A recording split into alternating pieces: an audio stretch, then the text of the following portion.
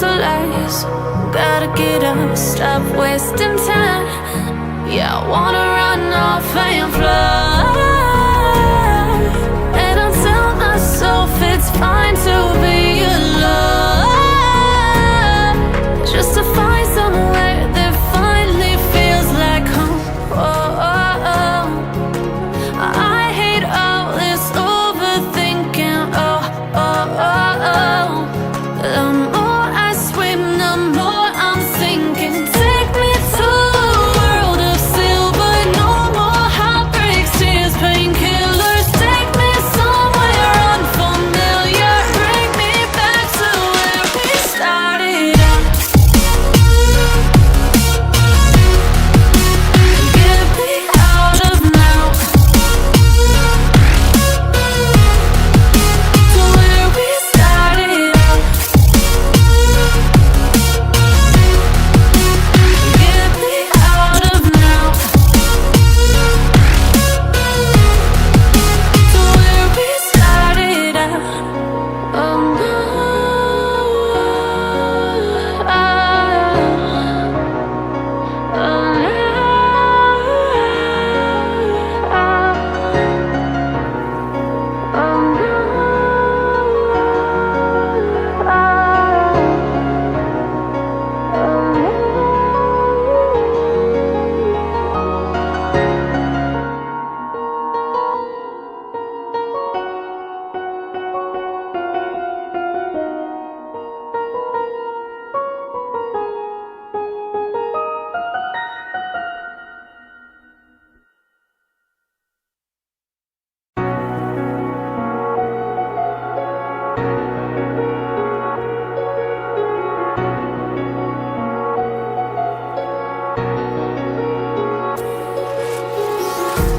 empty hearts and neon lights, they're playing with my mind.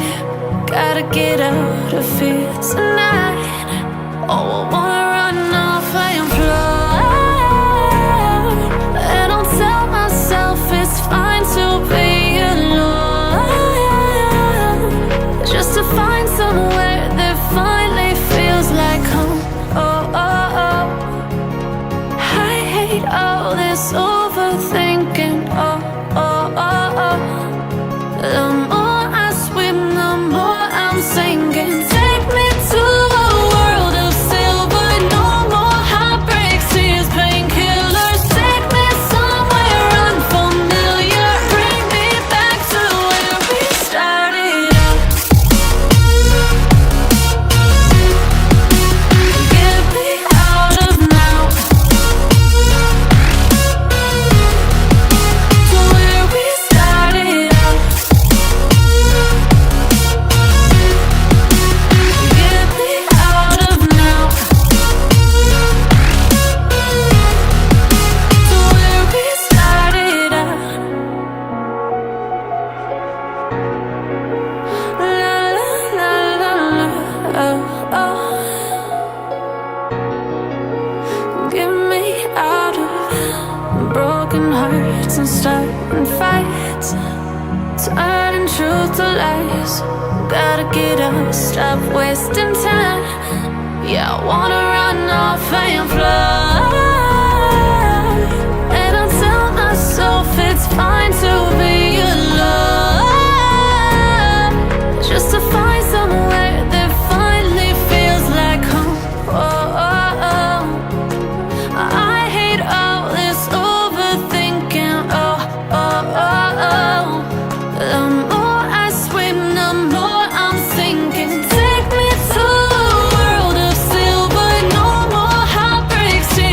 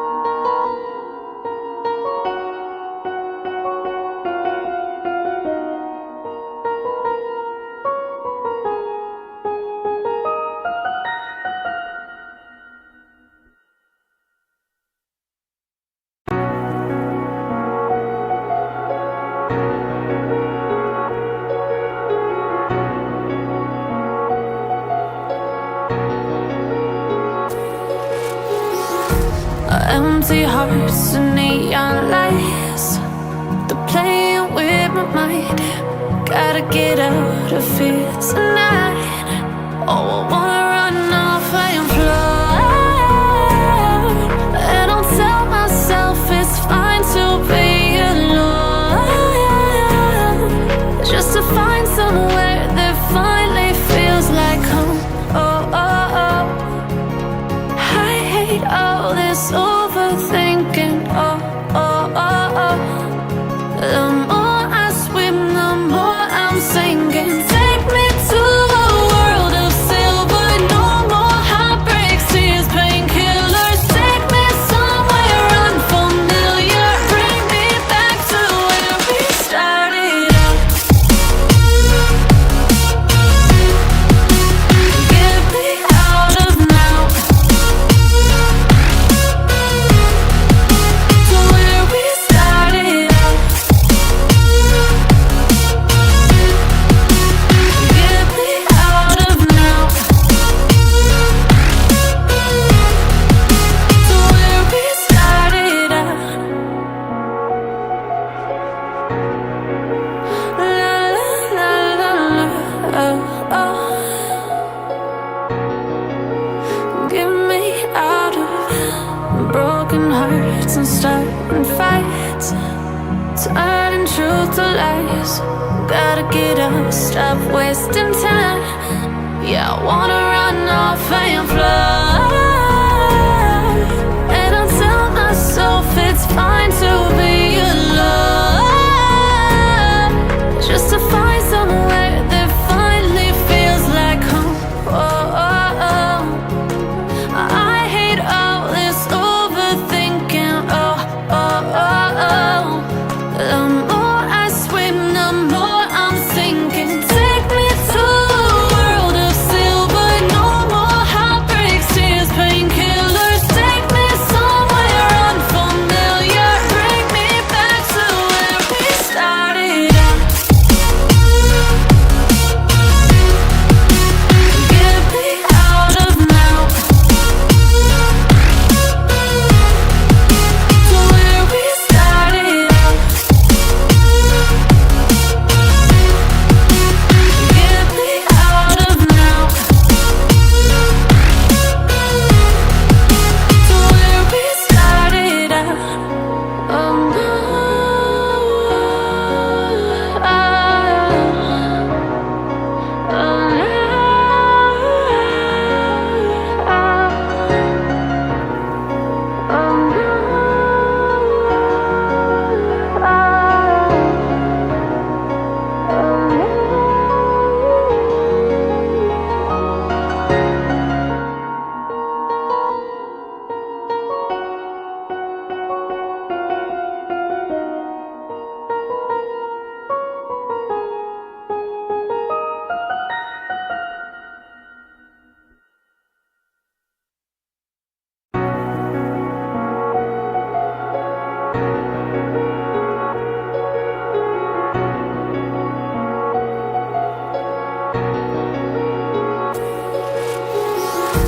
oh, empty hearts and neon lights, they're playing with my mind.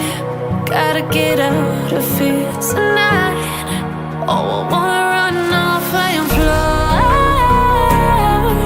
and I'll tell myself it's fine to be alone, just to find somewhere that finally feels like home.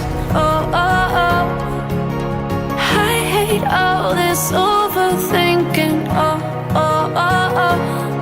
The more I swim, the more I'm sinking. Take me to a world of silver. No more heartbreaks, tears, painkillers. Take me somewhere unfamiliar. Bring me back to where we started out.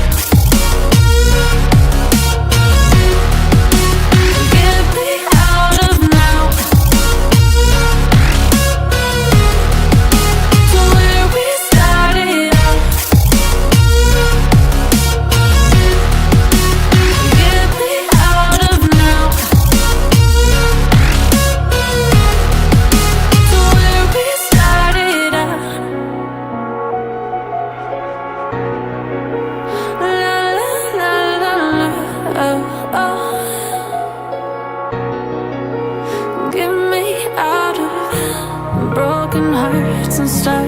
fights, turning truth to lies. Gotta get up, stop wasting time. Yeah, I wanna run off and fly. And I tell myself it's fine to be alone, just to find somewhere that finally feels like home. Oh, oh, oh. I hate all this overthinking. Oh, oh, oh, oh.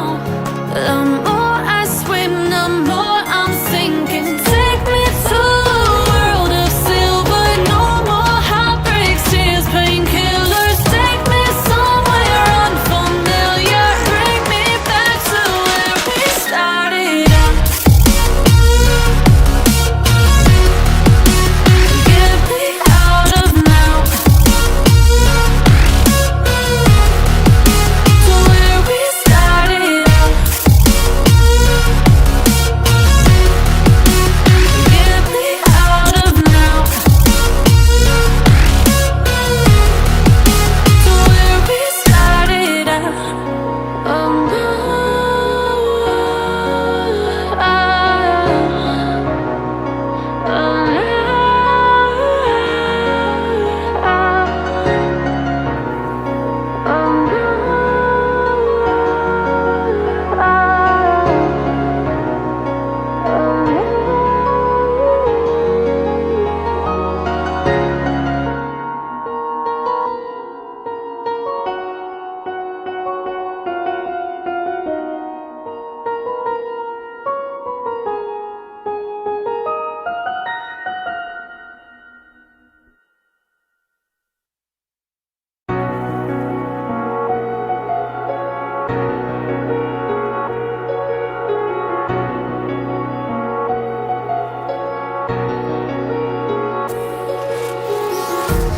empty hearts and neon lights. They're playing with my mind. Gotta get out of here tonight. Oh, I wanna run off and fly. And I'll tell myself it's fine to be alone, just to find somewhere that finally feels like home. Oh, oh, oh. I hate all this overthinking. Oh, oh, oh, oh. The more I swim, the more I'm sinking. Take me to a world of silver. No more heartbreaks, tears, painkillers. Take me somewhere unfamiliar. Bring me back to where we started out. Get me out of now, to where we started out. Get me out of now, to where we started out. La la la la la, oh, oh. Get me out of broken hearts and starting fights, turning truth to lies. Gotta get up, stop wasting time. Yeah, I wanna run off and fly. And I tell myself it's fine to be alone, just to find somewhere that finally feels like home. Oh, oh, oh. I hate all this overthinking. Oh, oh, oh, oh. The more I swim, the more I'm sinking. Take me to a world of silver.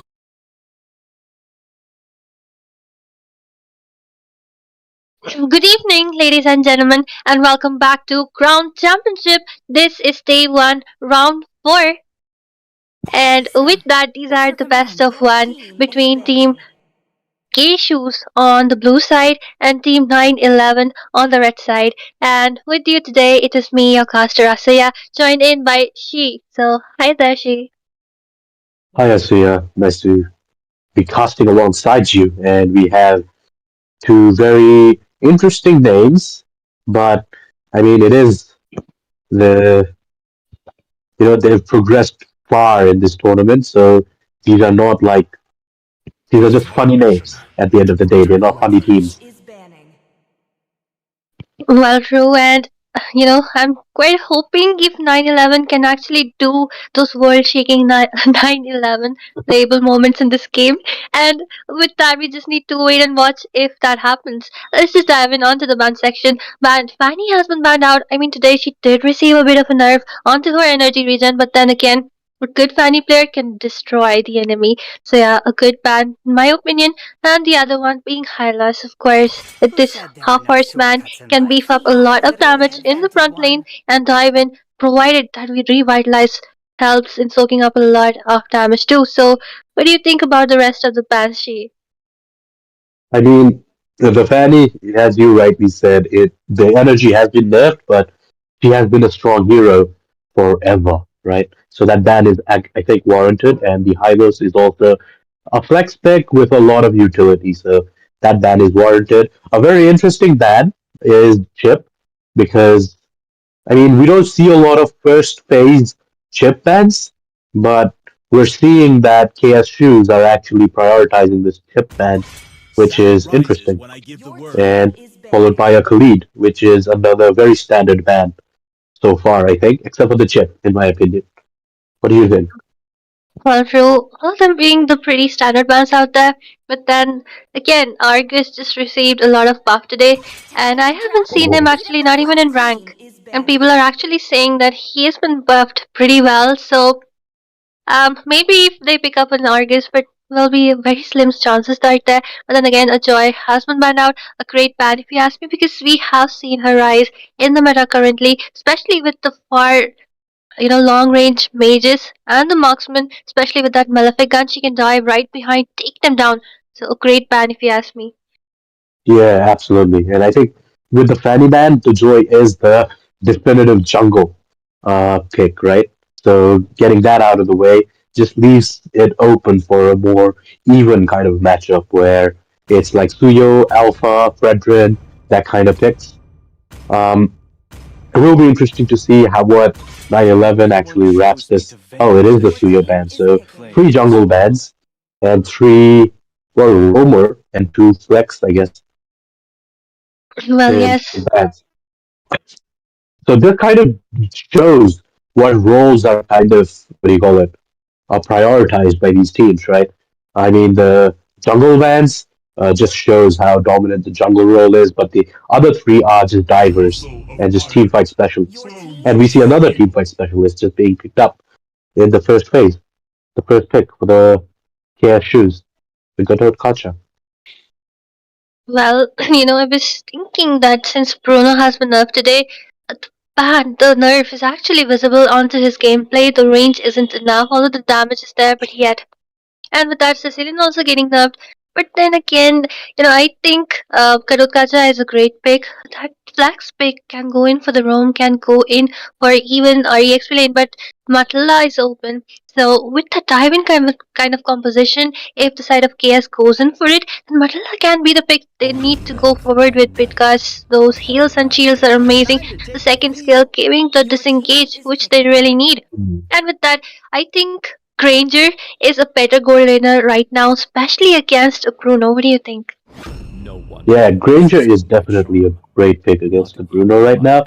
But I mean, I've seen a couple of Brunos in ranked since the patch today, and from my opinion, like yes, his range has been tremendously decreased, but he's like a more DHS. He really benefits from the DHS now, so he can be a tank killer still. So it will be interesting to see how this Bruno and the Sicilian shines. Two heroes that were highly prioritized in the previous patch, but this patch, both of them have been hit with a nerf hammer. Which I was made for. True, and with that, picking up a E, great mage after all, she provides the Yeah. hitbox with the RWM, and Gatotkacha as well as a Granger can actually utilize the slow she provides. The utility is really great. But then they have also Mm. decided to fight range with range since Eve against a Sicilian works out, but of course, I think Sicilian is the one on the winning table, especially when it goes towards the late game. He can actually few shot Eve now because he was nerfed. Yeah, I mean, was Eve nerfed as well, or did you mean like the Sicilian was nerfed? Oh, Sicilian was nerfed his damage. Yes. Yeah, I mean, this is very interesting, right? So, especially those, I mean, the CC has been picked as well. It goes very well against the Gundit Kacha. But just going back to that Bruno and Sicilian against that Granger and Eve matchup, this is like a matchup between the two strongest heroes in their respective lanes in the past patch versus Granger and Eve, who were like rising stars in the last patch and have not been nerfed in this patch. So they could potentially be the strongest hero in this patch. So this will be like a very interesting matchup to see between these two teams as the Carbilla gets banned. Well, ruined.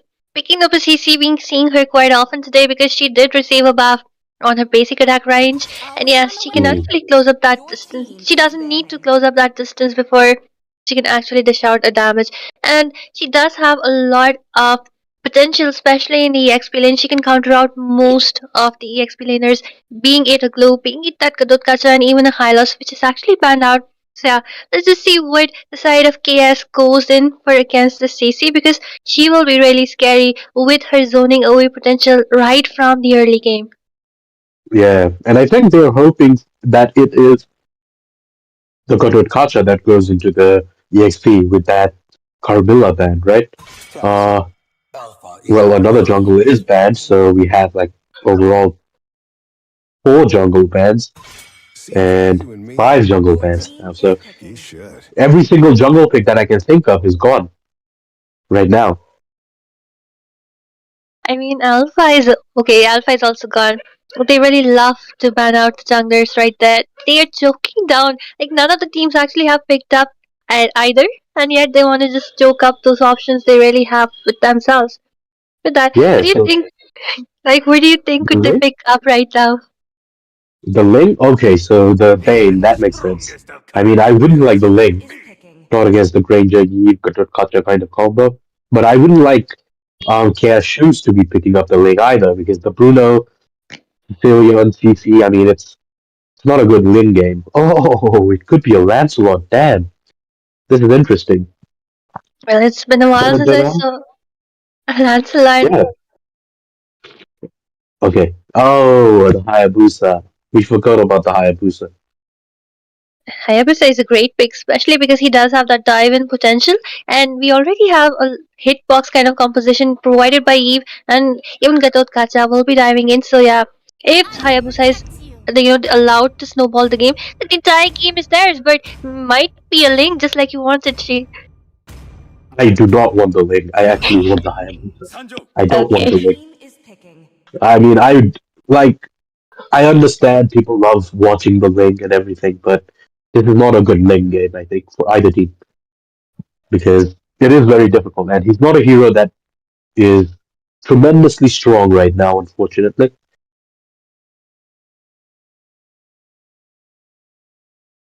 the I mean, Lolita. well, if Sorry, you ask me, definitely, when it comes to a pair up against a Hayabusa and a Link, I think a Link does get that upper hand because he does have the ultimate for the immune to immune Hayabusa's ultimate. But then it all hands down to the execution and the micro plays of the players. And with that, I really think Hayabusa is a great option here because he can dive in behind, take down the Bruno, take down the Sicilian, and these two are the people with range. So yeah, a yeah, great counter. that's true. That's true. And especially because I think uh, they don't have a lot of peel, right? The Tigreal wants to go in and do the damage. The CC wants to go in, do the damage. The Bane and with his ultimate is pretty much the only peel that the Bruno and the Sicilian have for 911. So the Hayabusa can actually just do some damage. So looking at these drafts, whose draft do you like more, Zusa? You know, if you ask me, it might be Team KS. Soul solely because they have nothing, the side of Team 911 do not have anything to catch on to the Hayabusa. Maybe picking up a choke could have helped them, but they went in for a Tigreal. And I think the entire game actually relies on the hands of a Tigreal. He's the one who can make the game or break the game, but then you really want it to happen, the implosions onto the mage or the marksman. Both of them have a Yeah. Purify. till the enemy Exactly, reaches the exactly. I mean, battlefield. Smash Tigreal, them. as strong as he is, All has a troops very deployed. simple counter, right? At the end of the day, it's just a purify as we Well, head into the land of dawn. Wow. yes, ladies and gentlemen, here we are into the land of dawn. Both junglers going in for the opposite buffs, going in for the opposite rotations, and maybe we might see one of the teams may go and steal the creep from the other jungler, denying that level 4. But I hardly see such kind of micro gameplays. Yeah, nowadays, I mean, you get really punished for going into the enemy jungle, right? Hmm, Yep. this is interesting. So the Hayabusa started from the red buff, went to the blue buff, and now he's headed towards gold lane. Meanwhile, the Bane just finished his top jungle, the red buff jungle, and is headed to the gold lane as well, which is a fairly standard jungle pattern, but it will be interesting to see the first skirmish around the gold lane as it looks to be a 3v3 down there. And yep, and moreover, it's just the early game. Lolita actually not a complete tank. She is a support. She really needs the flask of oasis, maybe even an oracle before she can start healing people up. Before she can start being of much of a utility right there. So yeah, I think the team KS needs to play safe. And meanwhile, I think Bruno might be in a compromising situation, but 69 just decides to go away. Yeah, and interestingly, this Lolita, she has the flicker, but she's also going for the favor, the green robe. So it does look like she's going for that shield and the flask of the oasis, but she does not. She just has flicker, I guess, for the set potential. Well, it's been quite some time since I saw Lolita going in for the set potential, just like you mentioned, because uh, uh, revitalize is something most of the people go ahead with, and especially because they do have a Garud Kacha to revitalize might be something which could save them up. But I do see Lolita in a very bad situation. She will be going into the Wiki Shadow, the Quartz Shadow being deployed right there, but of no avail. Both the teams Yeah, just trying to go dance around the turtle right there. Look at the Simon Glass connecting along with the bad piece. The stun connecting from her Lolita. But look at the beautiful zoning away coming from the Tigreal, and it will be the first blood taken away by the Bane. The deadly cat securing that. The revitalize has also been popped up. People trying to shout some damage right there, but it is 4 versus 1. Katut Kacha in a very compromising position. He's going in for the enhanced basic attack, but the bad impact will be taking that life away. that is uh, a very unfortunate situation, I think, for KS Shoes because I don't know if you noticed, but they did engage onto the CC on the top lane. So No Mercy on the Eve did not have real world manipulation there, and because of that, like they lost that fight entirely. They lost the turtle, and they lost two of their members. As Okay. we see, Wait, what was that? Hayabusa going in for the blue buff in such a low HP. He's been taken down and double kill secured by a bad impact once again. Team 911 actually giving those 911 plays to the side of Team K as the Purify being forced away from RE. yeah, yeah, and in this case, it's KS coming out with the 911 plays that's just crashing their own towers. Or that could potentially crash their own towers if they don't stabilize this game.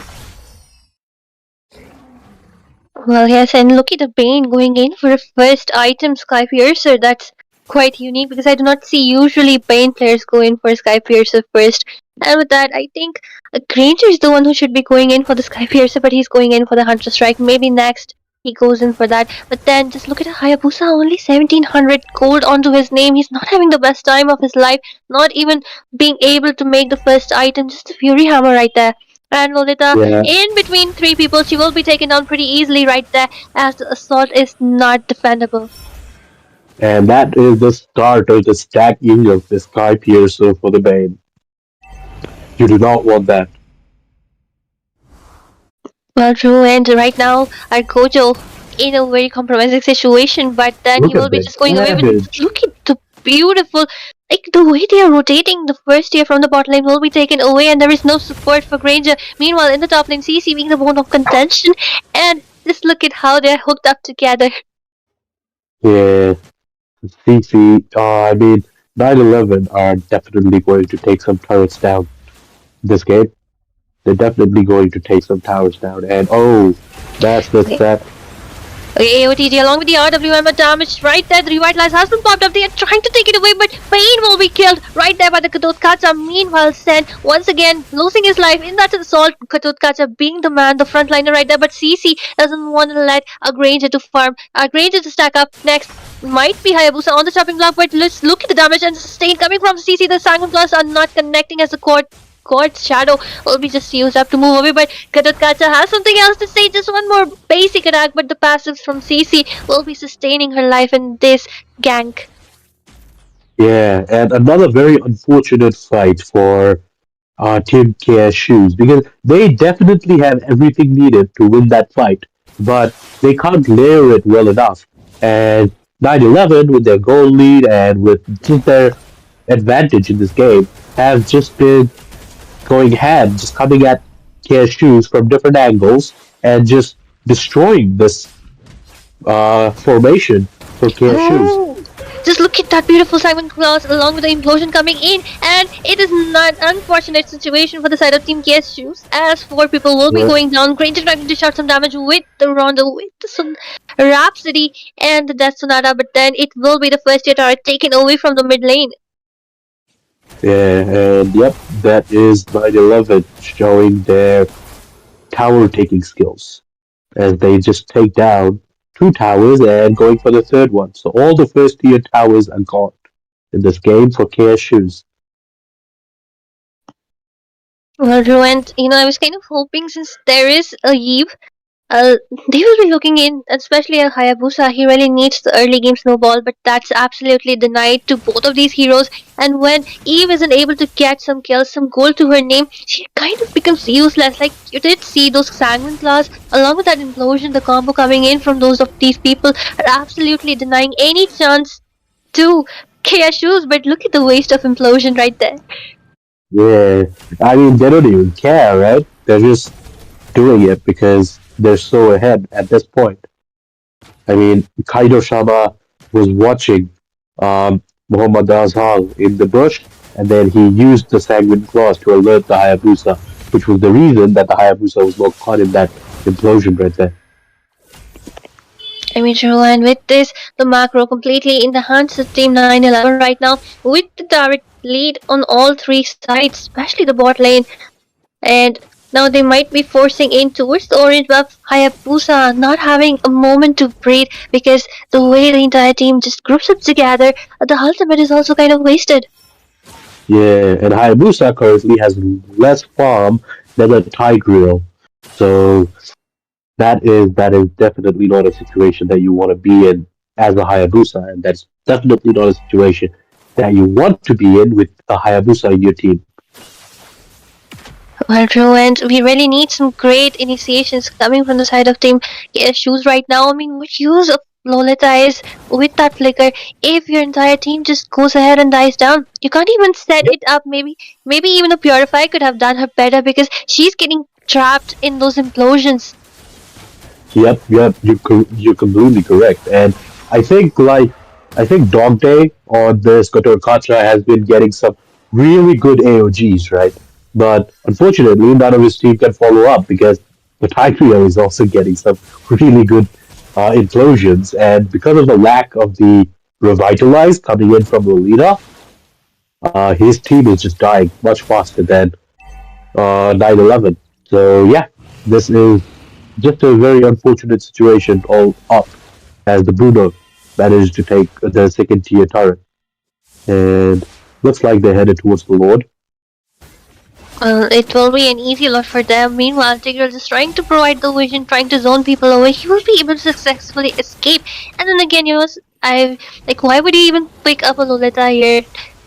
Maybe they thought that the Granger will be countered out by a Lolita, but then she's not being able to provide any utilities as for now. And the only thing I can say to KS Shoes is maybe wait it out, wait for your Grangers to stack up because he's your last hope. But then I wouldn't even say that because the opposite team also has a Bruno and as well as a Sicilian, two of the heroes who scale immensely towards the late game.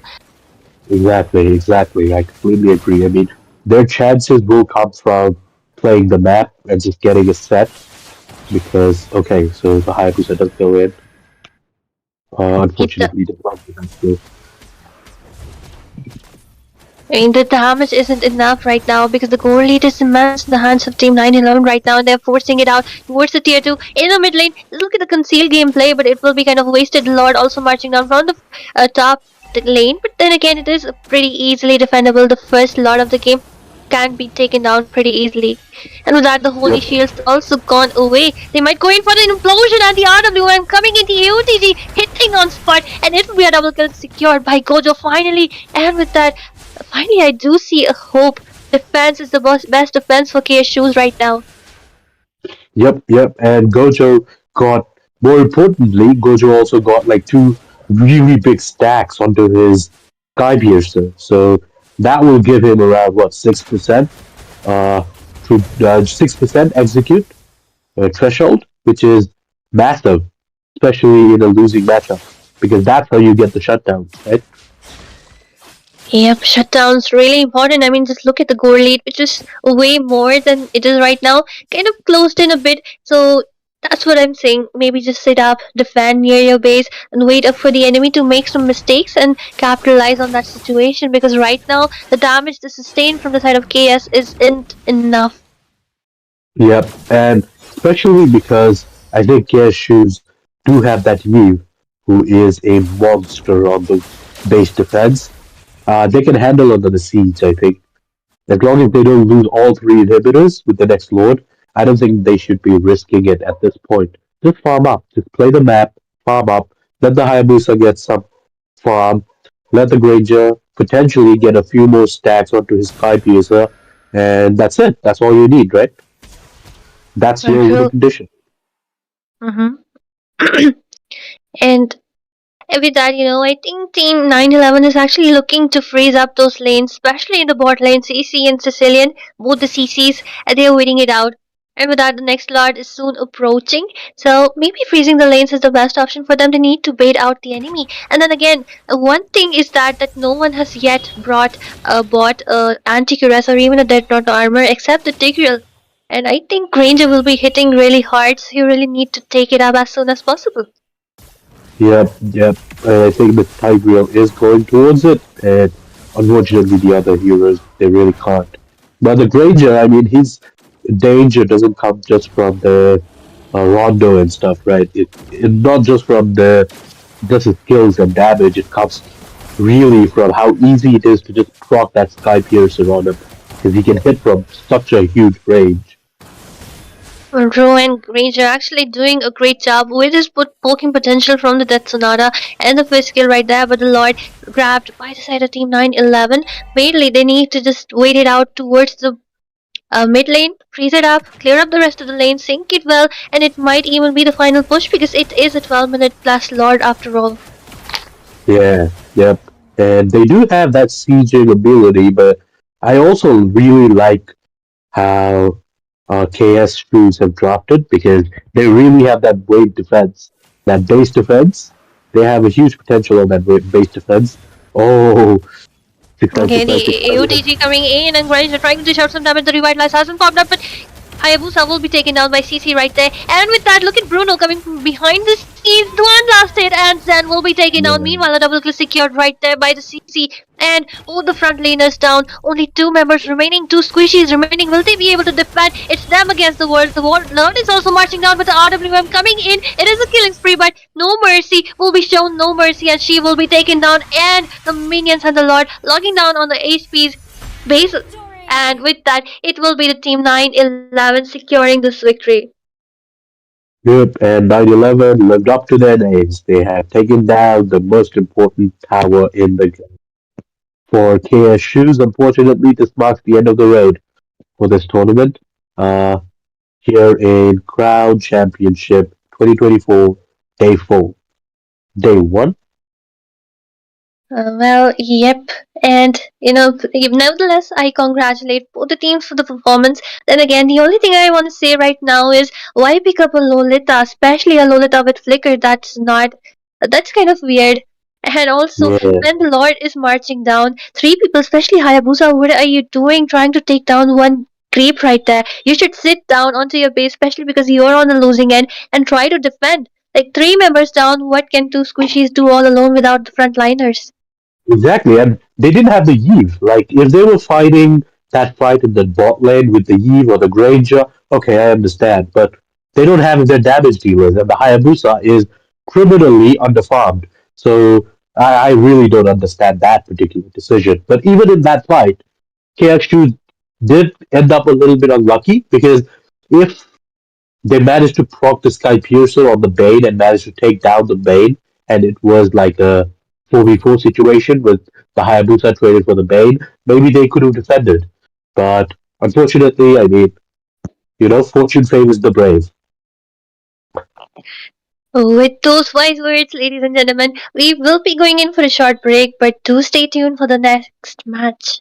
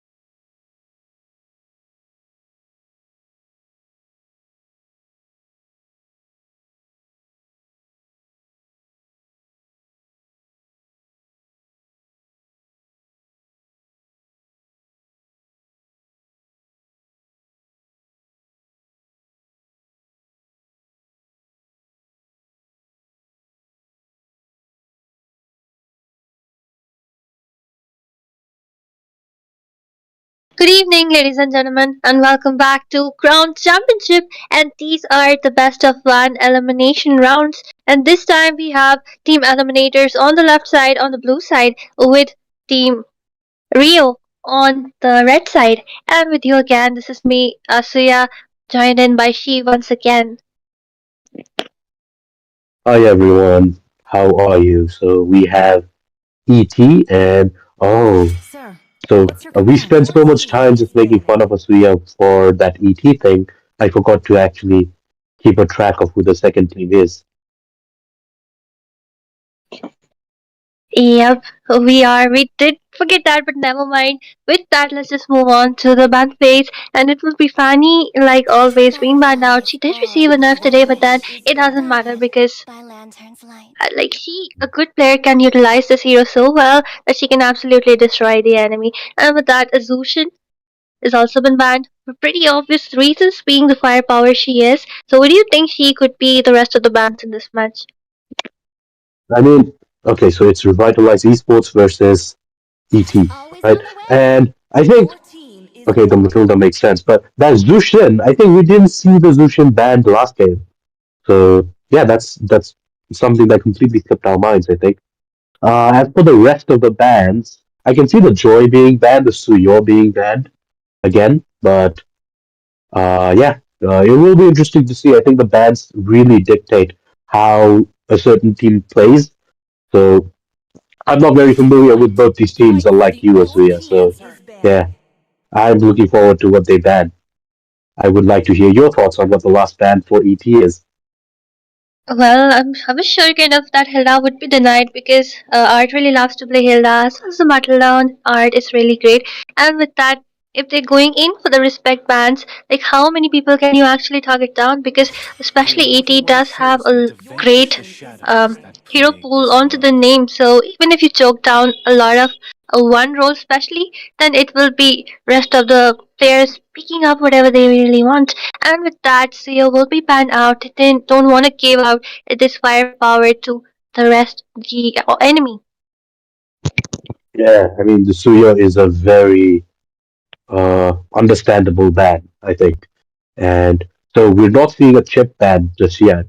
I would be interested to see if Revitalize Esports do ban that chip. But I do think it should be the Joy, right? You can't just leave the Joy open for ET to just pick it up. Well, true, they Hmm. might pick up the joy. They might even go in for maybe a Moon really loves playing a Your Link. team is So yeah, it scanning. can be any of it. But Bruno has been banned out. They do not want to give it away. And the first pick into the hands of ET, they might go in for a Granger. What do you think, Z? Yeah, I mean, no Bruno, so it's like a free Granger game, right? But I think the Joy would still work here. Oh, looks like it's an Atlas hover. I don't think they're going to pick the Atlas, are they?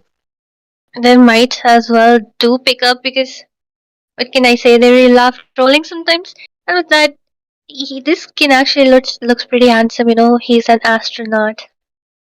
Oh, yeah, I think that's the Starlight skin, right? Atlas. No, Hmm. not sure.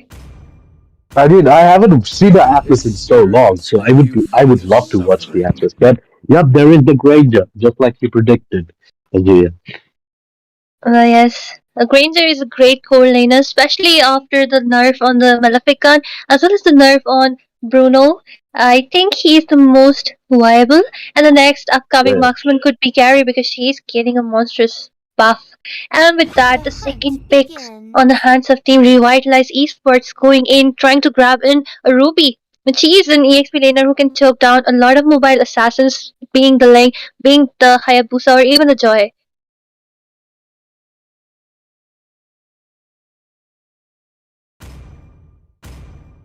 But then she can even go in for the flags, the Rome Ruby, but it isn't it she kind of fell down and isn't that popular nowadays.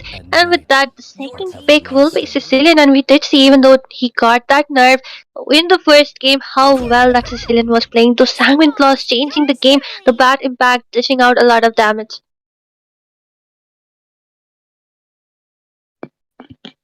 And with that, Legend going in for Cece, she did receive some buffs today. She's been doing an amazing job with the range she received.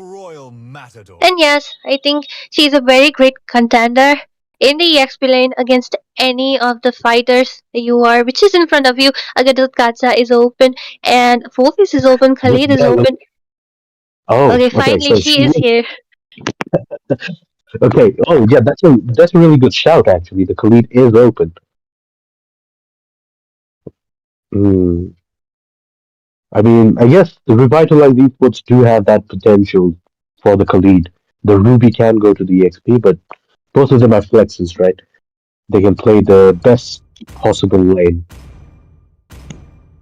Yep, they can, and this is my first time seeing Surround Moon on the Lancelot. Let's just see how it works out because just look at the perfect counter being picked away from the side of Revitalized Esports on the Kufra. Yeah, and even before the Cooper, right? It's a Ruby right there. Picking a Lancelot into a Ruby is pretty ballsy, I think. But he is one of those heroes that did get a buff today itself. So it will be interesting to see how the Lancelot performs, especially in the hands of someone like Gerard Munn. Well, true, we're all excited to see how it goes on, and with that, our team Revitalized Esports have actually done a great job doing the homework because they're pointing out a lot of roamers. Hilda as well as um, Grok has been banned out, which Art really likes to play. And with that, what do you think could be the bans coming from the side of ET? Because right now they have the option to choke down on the EXP laners and the gold laners. I mean, the EXP is picked, so it's the jungler or the gold laner. So, I mean, Joy is open, the Alpha is open, and the Fredrin is open. So I don't think they should ban any of them. And wow, at this rate, they're gonna just. I don't know what the Gyros ban is for, because unless Revitalize Esports really likes playing that Gyros in the jungle, but the Ruby has already been picked for the ESP, right? Well, true. I mean, they are not paying attention to the draft right at this point. They're just panning out anything they want. Maybe, maybe they thought Dryad goes in for the jungle, but never mind that. I think Yeah. Harith is a good Oh, ban because he did receive a buff today, and he's quite. The range is viable. yeah, and the Gyros also kind of received a buff because he didn't receive a buff; he received like an adjustment. But so uh, his heal from the passive, it changed from the damage that he dealt. So it was like something plus X% of the damage that he dealt, right? But now it's something plus X% of his max HP. So I think like the play with the Dyroth would be to just go full tank Dyroth nowadays with like a War Axe or something like that, and then just stack off on the HP and just heal up because you remember the tank Gyros days from back in M5. I think we're gonna revisit that again. Well, true, and with that, the draft for ET is already set. With playing the Novaria, she just wants to shoot those stones from afar. And I think Mino is a good pick here, especially because he will be able to CC the Joy unless she's using the electrifying beats. Mm, I mean, it does look like ET are kind of limit testing here. It, yeah, I'm not saying they're not taking it seriously. Maybe they're trying out the new patch, but the Novaria is definitely a mage that has fallen off in this meta, and for a good reason, of course. And the Minotaur is another Roma who was very prio in the tank meta, but he's also struggling to find his place in this meta. So I'm happy it's not an Atlas, because looking at the list of bans towards the roamers, it was looking like Atlas was a viable pick. But the Minotaur is something that will be interesting to watch. Well, he does have a heal. He can heal Mm, quite a lot. But with that, again, I think Sararmon on the Lancelot, unless he's disrupted by a Kufra with a bouncing ball, he can dive behind, take down Sicilian, take down Moon.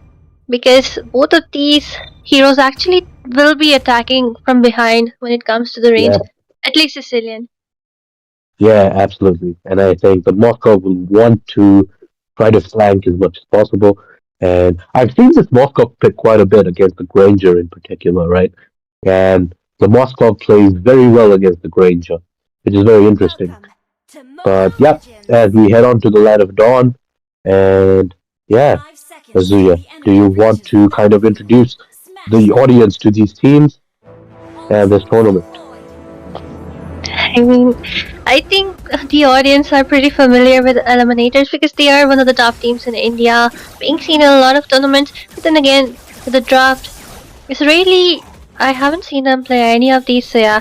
With that, I think the side of Team Revitalize Esports have really made an effort into the drafting phase, picking up the picks and the counter picks. Because, I mean, Kufra especially will be the winner of the comp right there if he's able to initiate really well with the Tyrant's Yeah, Rage and the Tyrant's Revenge. It will be a game changer for them. absolutely, because they have a lot of AoE on the side of, like, not necessarily like massive AoEs, but on the side of Revitalize Esports, they have enough AoE that the Kufra setting is going to be worthwhile for others to follow up. As yeah, so I guess both junglers are just headed towards the gold lane. The Moskov is pushing into the Granger, which is again very interesting. Okay, Kufra charging in Art in a compromising situation, but of course he will be able to move back unless Joy has something else to say. The electrifying beats onto Art. He might be the first blood. The Flicker has been forced away along with the heal, but he is still in a tight situation right there between three people, and the first blood will be taken away by the Bat Impact. Yeah, and Onichan actually picks up that first blood, and it's a Sicilian that is getting that gold, which is, well, I mean, you don't really want to give that kill onto the Joy, so I guess the Sicilian is slightly better. True. Meanwhile, in the top lane, Fate looking to be in a low HP, being haunted by two people right there. Moon too, but he will be able to heal up. I mean, just look at him. He has a lot of heals onto himself, but maybe the two of the gold laners duking it out, Fate missing it out on the straight line because Moon is sidestepping. Meanwhile, in the bot lane, near the turtle, there is that skirmish, and it will be Saran Moon grabbing, winning that retribution battle. A skill onto their hand as Legend will be taking down our Rupee. Yeah, so it's a 2-for-1 trade plus the turtle, so I guess, I mean, it was a even trade on this fight out of that turtle. What do you say? Well, it was definitely ET winning it out. Meanwhile, in the top lane, it was a solo kill. Fate was taken down by the Moscow. He was kind of overextending, thinking that he will be able to take that kill. But then he was punished for that overextension right there. Meanwhile, CC just trying to cut up the lanes, and she's quite confident because she can self-sustain as long as it is a 1 versus 1 in the EXP lane. Yeah, and I mean, the Ruby doesn't have a lot of kill pressure anyway, so it's. Ooh, and they do go in on P. Yes, the electrifying beats coming in, Legend going in for that kill onto the Kufra, but he will be able to retreat as the damage isn't enough, but she doesn't want to let go. And with that, Saran actually was able to retreat even amongst that bouncing ball. So, yeah, both the teams actually playing it safe for now. Yeah, I mean, they have to, right? The Novaria, as good as she is with the vision, she's a late game hero as well. The Granger is a late game hero. The Joy and the Lancelot are pretty much the only people in this whole team composition among these 10 heroes that can really have a go at it in the early game. Oh, and the Kufra in a very bad position right there. He will be taken down there right by Sarar Moon. They are looking to take down Fate. Fate in a very bad position will be taken down as the Spear of Destruction hits him. But then now he might be the one next on the chopping block as Sarar Moon goes in. But Fate will be taking that Meteor Strike, taking that one kill. Meanwhile, in the mid lane, just look at that. The core will be taken away by the Sicilian and the Ruby trying to soak it up. This Meteor Strike hitting up, and the Sangma class waiting, boring their bots. Meanwhile, they will just be disengaging. Yeah, and I think they also managed to take that kill onto Legend in the mid lane, right? Which was a trade. I mean, I don't know how much. I don't know. Kufra turning in. And once again, the turtle has been taken away by Lancelot. Meanwhile, look at the damage onto KZ. KZ middle feet taken down by Legend. And yes, there it is. Meanwhile, look at Saran going in for the dive in. Meanwhile, Fate taken down once again by Jai. Fate not having the best time Yeah. of his life. Meanwhile, just look at that. The way Ruby had to flicker away with Sarar Moon is right there with the second skill, grabbing that kill onto his name. And with that, I think definitely it was Eliminators who won out on that brawl, because right now they are going in. Look at the flicker and the CC coming in from Art, and it will be Moon who will be taken down. Will be meanwhile the rest of the team following it up along with Pit and Sarar Moon taking that kill. Legend doesn't want to go away. The Ultim is there with the binding from the yo-yo, but then finally they might be looking for that disengage. And Art definitely shut me up. He showed why he picked that Minotaur against the Joy and the Moscow, and that was an amazing set. An amazing, amazing set with the Flicker just taking down the two carries for Revitalized Esports. True, and finally, Fate has decided to just, swap out the lane. So now it is Legend onto the top lane. The first tier from the top taken away. KTZ, okay, looking in a very bad situation. It's 1 versus 2. Legend being just forced away. Meanwhile, in the bot lane, the same thing is happening. 1 versus 3. Ruby trying to defend, but then I think they should maybe just try to push the mid lane, because both the lanes, rest of them are actually pretty safe. Meanwhile, just look at Legend. He's the man. He is not afraid. There comes the ultimate coming in, but the first tier from the mid will also be taken down. And look at Zormon going in for the dive in. Cecilian in a bad position, but manages to go away as the rest of the team is there for the help. And Legend will be taking down the electrifying beats used up by Joy to escape. Meanwhile, Ruby taking that kill onto Saramon. Way too much overextension are trying to do. CC trying to help out Bid, and both of them will be disengaging, or will they be? Yes, they will be, but Art in a very bad situation. He will be CC'd right there. Will he be able to escape? Bid coming in for the rescue, trying to dish out some damage, and finally the disengage which ET needed right there. Yeah, and they managed to survive at the very least. That was a massive overextension, and that's going to lose them that turtle. The first turtle that Revitalized Esport actually gets in this game, but that fight also gave Revitalized Esports a lot of chances to just come back. True, and Legend being so confident right now, he's diving in between. He knows there will be someone to help him up, there will be someone to follow up, and with that, the first tier in the bot lane getting attacked by the minions, but like nothing much is happening. So what can I even say right now? What do you think about these team fights? Like, because the goal lead is almost even, but still the macro is definitely in the hands of Team ET right now. Yeah, I mean, Team ET have been playing their competition very well, so it just kind of definitely shows that they have a mastery over this game, right? As we can see, like just a while ago, there was a situation where Legend was 1v. Oh, okay, so there's a fight, and they managed to take down the Joy. Okay, look at the Tyrant's Revenge coming in. Joy already taken down, but it will be Legend taking that kill onto Kufra. The rest of the team not looking in a good shape right there. The Sanguine connecting, but it will be a winning team fight for the side of Team Eliminators. Meanwhile, Sarar Moon has something else to say. He wants to dive in for someone. He is trying to dish out some damage onto Ruby, but she has enough CC. She can grab onto him. Meanwhile, the SOD connecting. Will our Moscow follow up? But no, he will not. At least he was able to trade up the first tier in the top lane. Meanwhile, look at the damage incoming, and the Meteor Strike missing out on Ruby, but the Holy Shield will be taken down, and with that, ET will be disengaging. Yeah, and taking out the Holy Shield before the first turtle, or before the first board, apologies, is massive. I mean, that's just gonna give them an easier way to just breach through that inhibitor turrets and just into the base.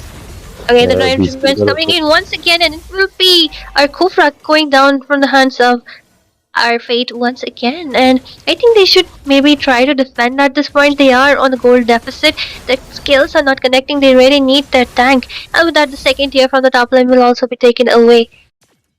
Yeah, I definitely agree with you. I think it's just a bad engage, right?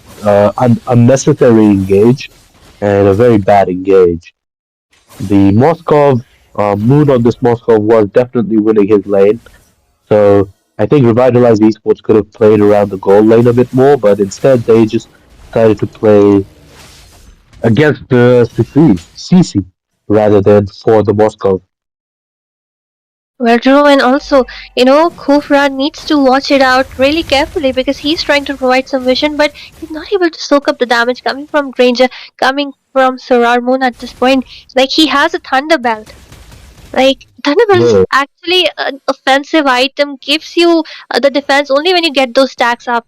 But then, he exactly. should have gone in for the Dreadnought. Even there is no anti heal from their side right now, except Sicilian.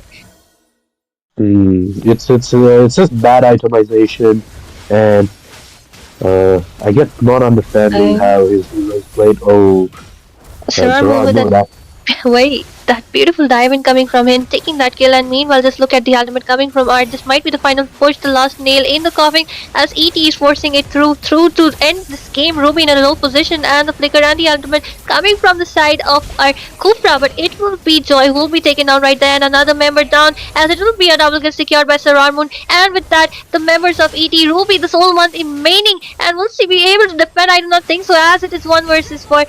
And finally, it will be our Sicilian coming in, but the Meteor Strike, along with that kill, will be taking that game away, and the victors will be Team Eliminators. yeah, and amazing plays by Team Eliminators to actually win out in that game because they did not go in with like a meta picks. They went in to actually try and understand this meta, this new patch a little bit more, and I think they've definitely come out of it with a better understanding of this patch, especially Sarar Moon on this Lancelot, who really performed well on this recently buffed Lancelot. I mean, true, they are known for the aggressive kind of game style, and that's what they prove. Even though there is no meta, they can easily win out those games. And especially, I think Ruby was doing a great and amazing job, but then they couldn't provide the time, the help for Moon to farm up. Same goes, there was no definitive good initiations coming from the side of Kufra. And with Mm. that, maybe going in for the Thunderbelt, especially against a team like Eliminators, they should have gone in for maybe the Dreadnought Arma and the Anti-Heal first.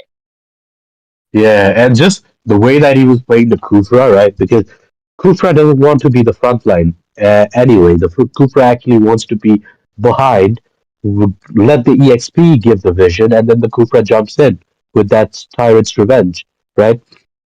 However, the way that KZ was playing, just going in front and getting exposed, and then just getting caught out multiple times, or just missing his skills in general. That was not his best performance, let's say. But I mean, they've definitely showed in this tournament that they are a team to be reckoned with, even though they were bested by Team ET today. True. And with that, ladies and gentlemen, we will be going in for a short break, but do stay tuned because the rest of the matches are yet to be played.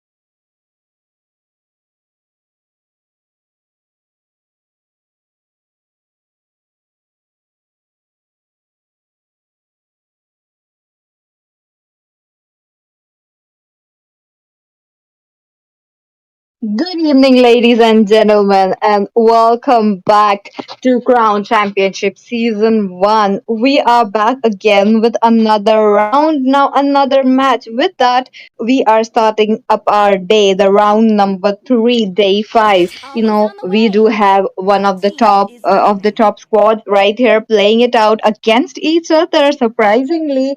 So this is going to be Peak to Plummet versus Mighty Minions. We do have Peak to Plummet onto the red side, and we have onto the blue Mighty Minions. This is your caster Peachy, who is going to be the voice of this match. And along with me, I have Debbie. Hello, Debbie. How are you?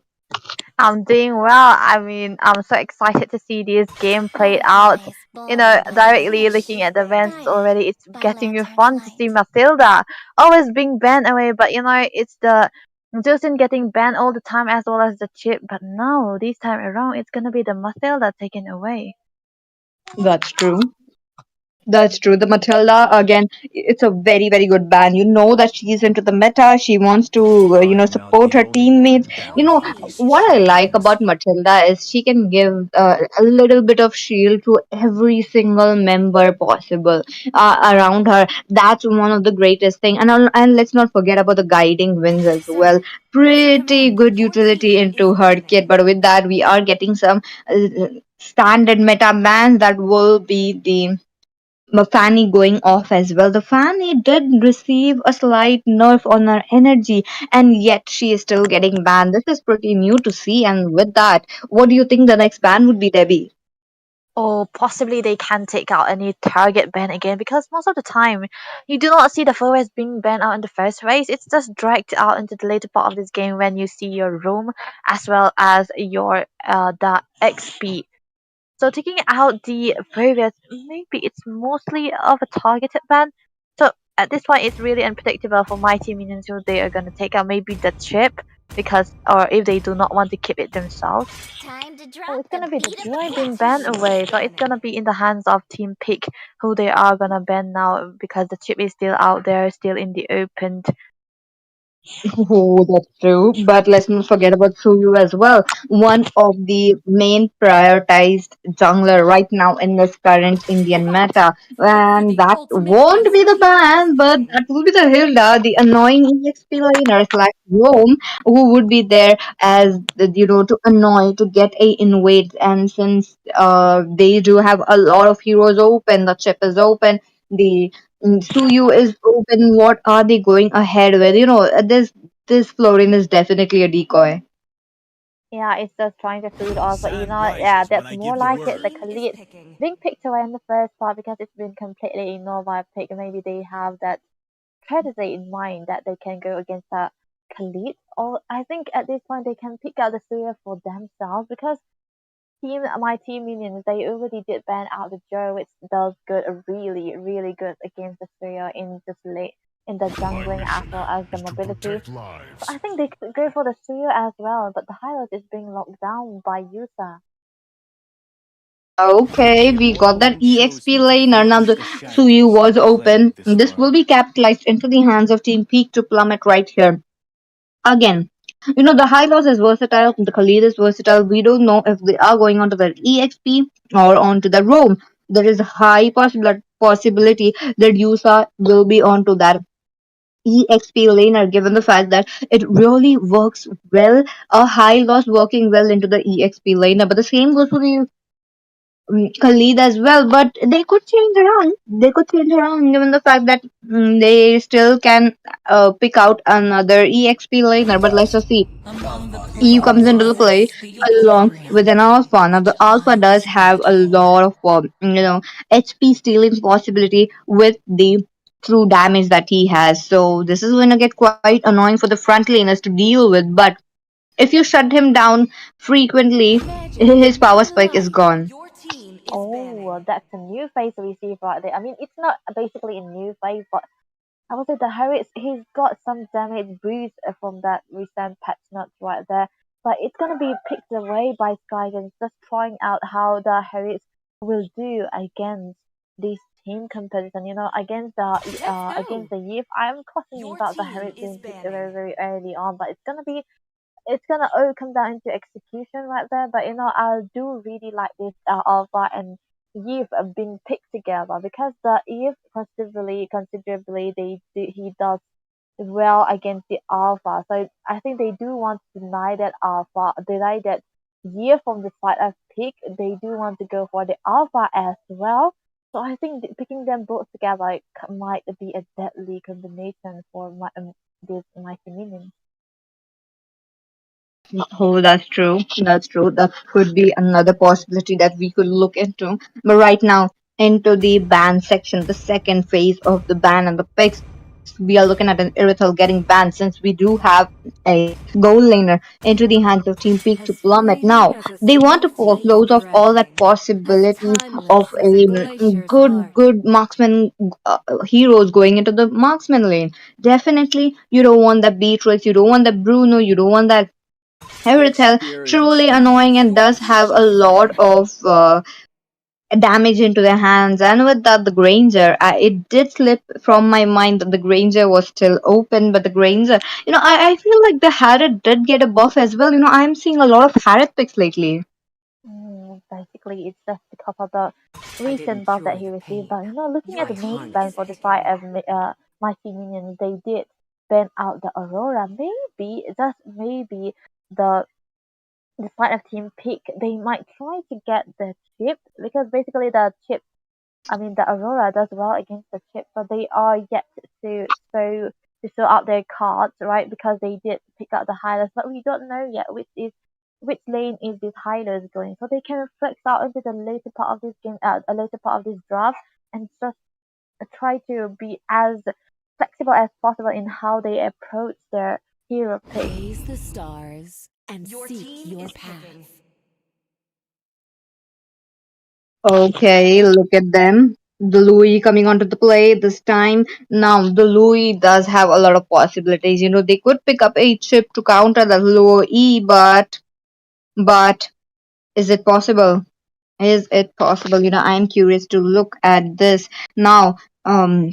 Let's just see what team Mighty Minions have in mind. Two of the heroes yet to be picked up. This might be an EXP laner as well as, oh, they don't want to go with a Khalid onto the roam. This will be the Tigreal coming up. The Tigreal is an excellent choice, but against a high mobility heroes against you, so you can get a immunity with his blink skill. Time and Now tide you are have the no Harriet match. popping around with his second skill, and as well as if the Louis gets a yin and yang on correct time, so she is going to make sure that the Tigreal is stunned. But the Beatrix is another pick that comes into the play. The Beatrix Raise the is bars for somewhat your onto the mid game to destiny. the late game. Needs that Blade of Despair.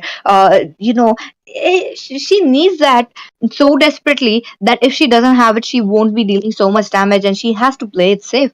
Till then, we are looking at Peak to Plummet picking up Aces, the CC as well. What are your thoughts on that, Debbie? Yeah, basically, I think they do really want to go for the CC just to try to counter the Khalid. The chunk down his HP very very low with the combination with the War X, and the Alpha is also right there that can burst out the tankier experience. So maybe going for the CC might possibly be their way of answering this tanky lineups, as well as the true damage coming out from the Alpha as well. They want to blow out the true damage with another true damage. Maybe that's how they want to approach their team fight. Okay. So far, both the drafts really looking out very, very good. The Tigreal coming onto the play, we will be seeing a lot of implosion as well as the flicker plays that we were waiting for. And top of that, let's To not forget war about the Harriet, begins. the Louis being one of my favorite heroes. Now, 5 the seconds diversion till the plays are enemy gonna get reaches the truly battlefield. interesting to Smash watch. them.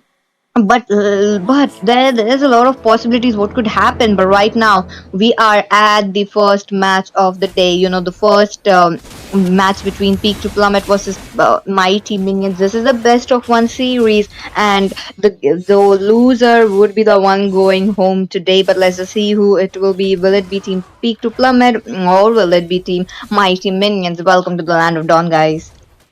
That is right.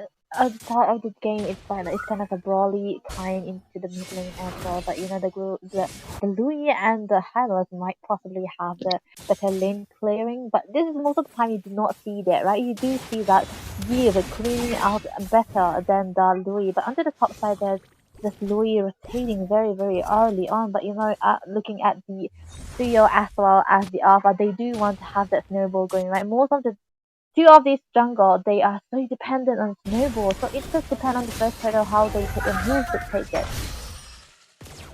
That's true. That should the shift is on to the bot lane. Look at that. The Alpha going in aggressively. One hit away. High loss will be taken. The first blood going into the hands of mighty minions. They are pouncing in again. They want to take another kill, but this time it will be the Louis walking away with low mana, with low HP. So far, this is going on good. Yeah, that's one kill for Alpha right there. He need that kill in order to have that goal lead better than the trio. But you know, the trio did move in right there, trying to secure one kill to find something with the loss of Yusa right there onto that bot lane, but he won't be special enough. The turtle is gonna be up in 5 seconds, and the CC is ready.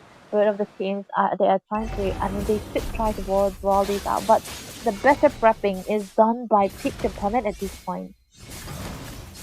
Oh, that's true. Look at that easy turtle into the hands of Team Peak to plummet. But in that way, Aizen is losing up his minions. He did lose up quite a few, but it's okay. The lane freeze did not work into the favors of that Khalid. Now the Khalid has moved on to the mid lane, trying to be there for his team, trying to get a small gang. But I don't feel like he's gonna be successful in that. But bot lane.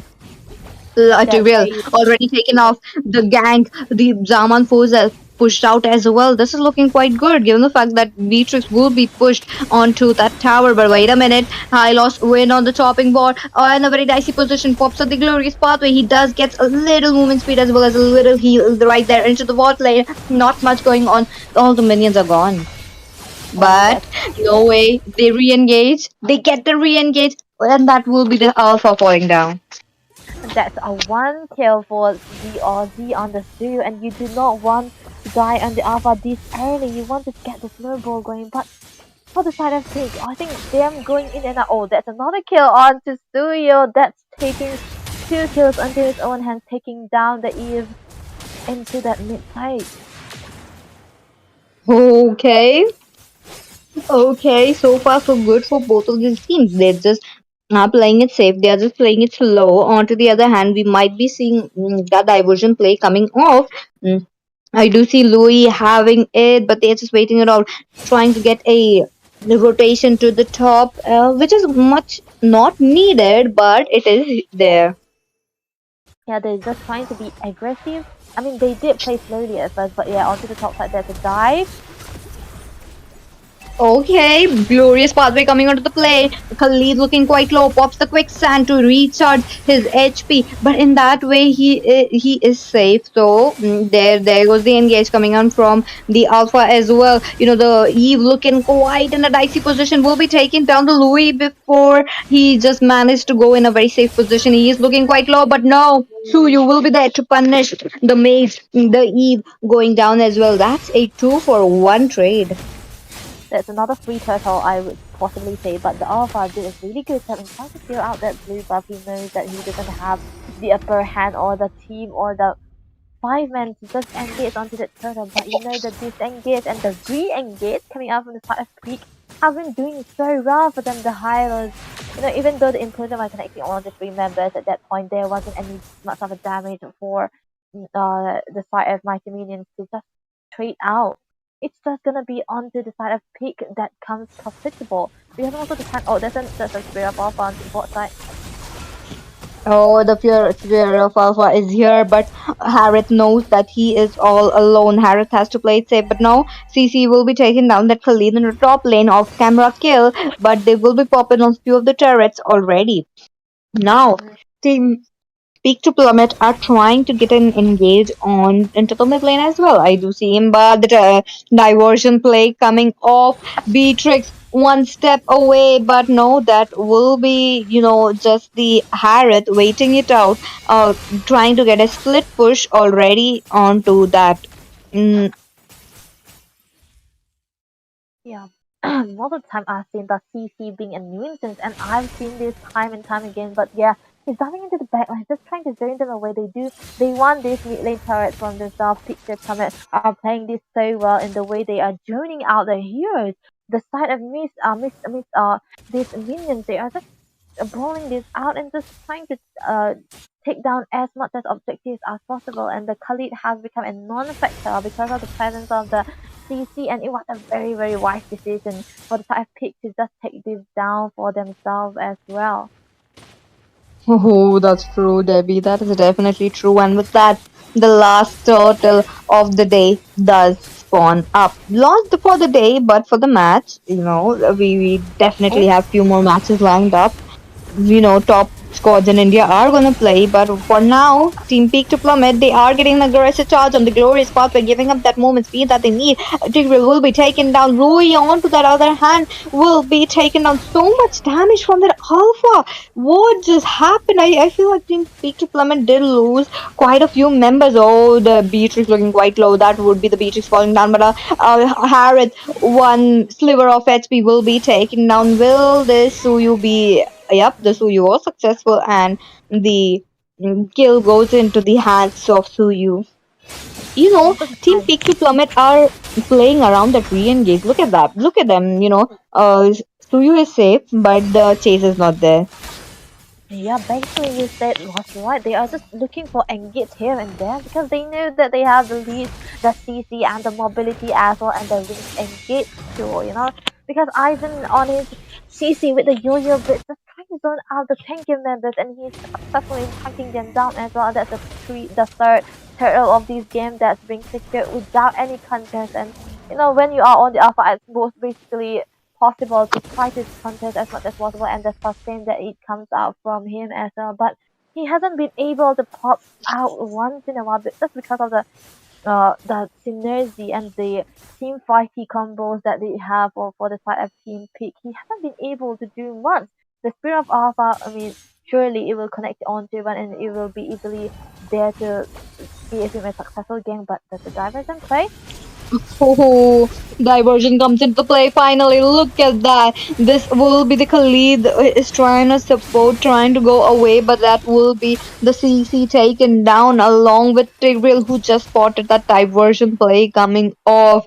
One for one trade. Okay, none one for none trade. It was just Team Peak losing out their members in that skirmish. And also, let's talk about the Beatrix, who is farming up very well. She got the Blade of Despair already. Now she is definitely gonna pop some punch into their faces right now. Yeah, basically that's what the Beatrix is capable of when she has the BOD, right? But there's a slight mistake. Oh, Tigreal in a dicey position will be taking down the another member. That would be a chase coming up for that Eve, but Eve uses a flicker in defensively, trying to make sure that she is safe. But the mid lane, the tier 2 turret won't be safe. There is this Khalid trying to wait it up, but they don't have a Tigreal to get an engage on. And also talking about the Tigreal, we did not see a implosion, mind-blowing implosion plays as of yet. The Tigreal is getting killed off, slain off right before the team fight could ever start. That's the presence of CC. What the presence of CC does to you, right? He does deal a lot of damage into the front line as well, because he deal 3 damage onto the tankier member, and he literally made the Khalid unable to rotate. But when you have a Khalid, you do want to go into the fight. Oh, there's a fight into the backside. Oh, Louis will be taken down along with that Tigreal once again will be taken off. There we go. Team Peak to Plummet get the Lord, level 1 Lord, but they are losing members. 3 members are already down. The situation looks like a 3v2 situation. 2 members are only alive from the side of Team Peak to Plummet. What are they going to do? Because it is just the Harold who can do a solo kill, but once he makes that play, he is gonna go off. He's gonna, sent right back to the base without ever recalling. Yeah, actually, that's. I mean, that was a weird kind of engage. I would say for the team, they do want to go for the engages, but that early on when they were taking the Lord, there was a lack of discipline on their part. But they have that lead. but they can risk it for a little while, but not very long. Oh, wait a minute. The Tigreal doing an amazing job spotting out that diversion coming up. It is just Skyzen who did teleport right there onto the bot lane, making sure that they are getting the Holy Crystal. Now the passive is already done. Now mid lane onto the bot lane as well. They are yet to pop it off. Now this is gonna get interesting with the Lord marching down as well. Yeah, they did manage to take out the Lord with the presence of the Beatrix. He does have a very, very good claim on the Beatrix, but onto the bot side, it was actually the Me Amor just trading out their turret onto the bot side. It's a diversion not being committed as well, but there's gonna be a red buff purely secured by the Alpha. That he's gonna be a little bit behind on his farm. It's gonna be ZRZ having that better time into that jungle, but yeah. Oh, there's a read up.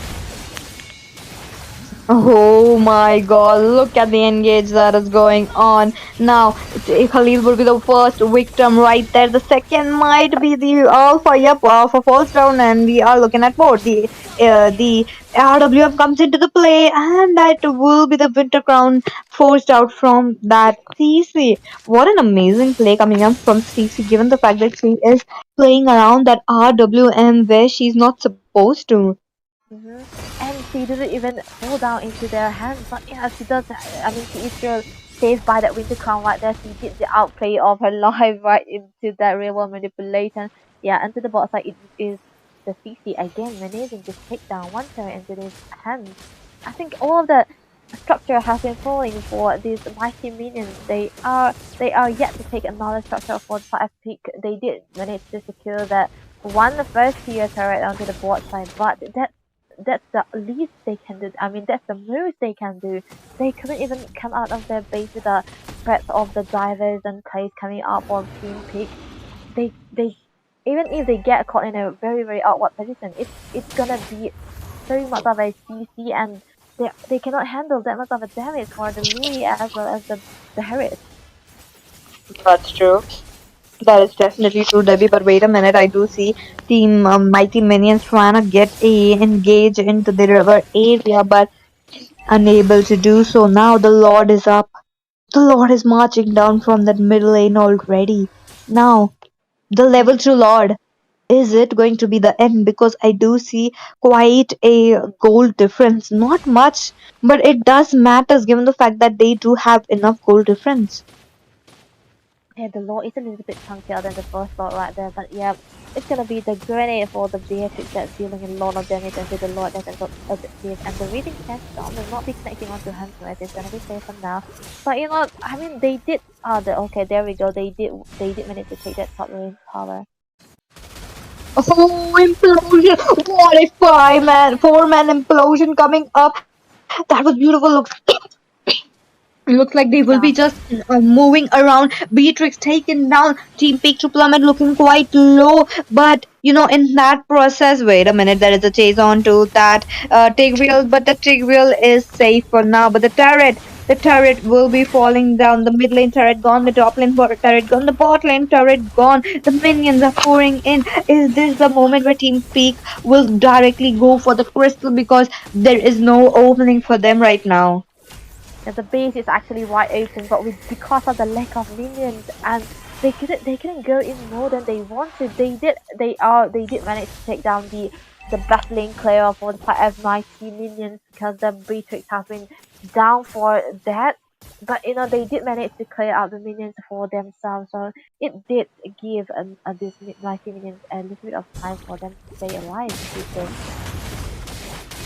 Oh, that's true. Now wait a minute. Louis in a very bad position will be taken down. That commitment coming in from Louis was not necessary, given the fact that Team Peak to Plummet had that gold advantage into their hands, have that kill advantage as well. Because right now, Team Mighty Minions are slowly closing it off. Now they do have a higher possibility to do this. They have that Tigreal who is giving an absolutely of an amazing set. Look at them. they are trying to get a engage on, but the Tigreal is not being able to. So you will be the one taking them down. Another member falls, and that will be none other than the Alpha. So much damage into their hands. This situation just became a 2v4 just so quickly. Yeah, absolutely. Because Louis right there with the divergent play, very low, playing alone, just maybe hinting at her right there. But in the midst of it all, pick oh, there's an RWM again. Oh, but the crystal will be taken down, and with that, Team Peak to Plummet picks up the victory and proceeding to round number 5. There was a good ton of events and a little bit of a throw, but a good decisive, strategized gameplay coming out on the side of Peak. Because I would love to talk about the last pick right here, the CC. Being so much of a nuisance for the Khalid, making it a non-factor, disabling him from a team fight, not letting him surf around the map, not letting him rotate as much as he wants to. Because for the side of Mighty Minions, they do look like they do want to go for a team fight. They are built for the team fights, but how will the team fight if you keep getting zoned out by the CC and by the Yo-Yo Blitz onto the backside time and time again? So I think that is a wise and decisive draft for the type of team Peak to Plummet, and it always comes down to the type of execution that they did, and he did his job. Aizen was amazing on that CC. Definitely. That CC getting the buff on her is really showing up against the Khalid. A few weeks ago, you saw the Khalid dominating that EXP lane, but right now is the CC. And with that, the Skies and picks up the MVP on that Harriet, and that was it for this game. But don't go anywhere. We will be taking a short break and calling the next teams as well. So with that, we will be right back, guys.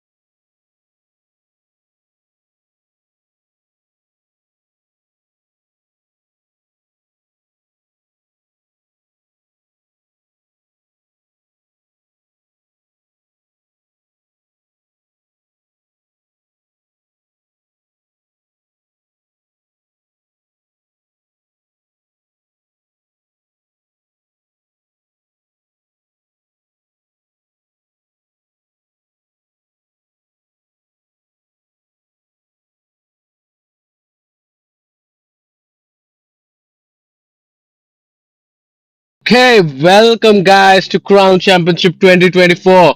We are here and we are back with another match. This is gonna be Celsius Esports versus Seven Celestial Clans. So, Sir, in the to caster's desk, command, your it's team me, Roots is Official. ready. Alongside me is the beautiful Debbie. Debbie, how are you today? I'm I'm so happy to cast this game and all because I've been looking forward Your to what team this is Celsius banning. Esports going up against seven Celestial. So I mean, looking directly looking into the drafting phase, it's gonna be the Fanny. Nothing too different, right? Because the Fanny is always being banned away, as well as the Bruno. But the Bruno did receive quite a Yeah, nerf today, right? So taking that away, I think yeah, maybe yeah. they might have I mean, the some. fan is mostly banned out because she is such an assassin, right?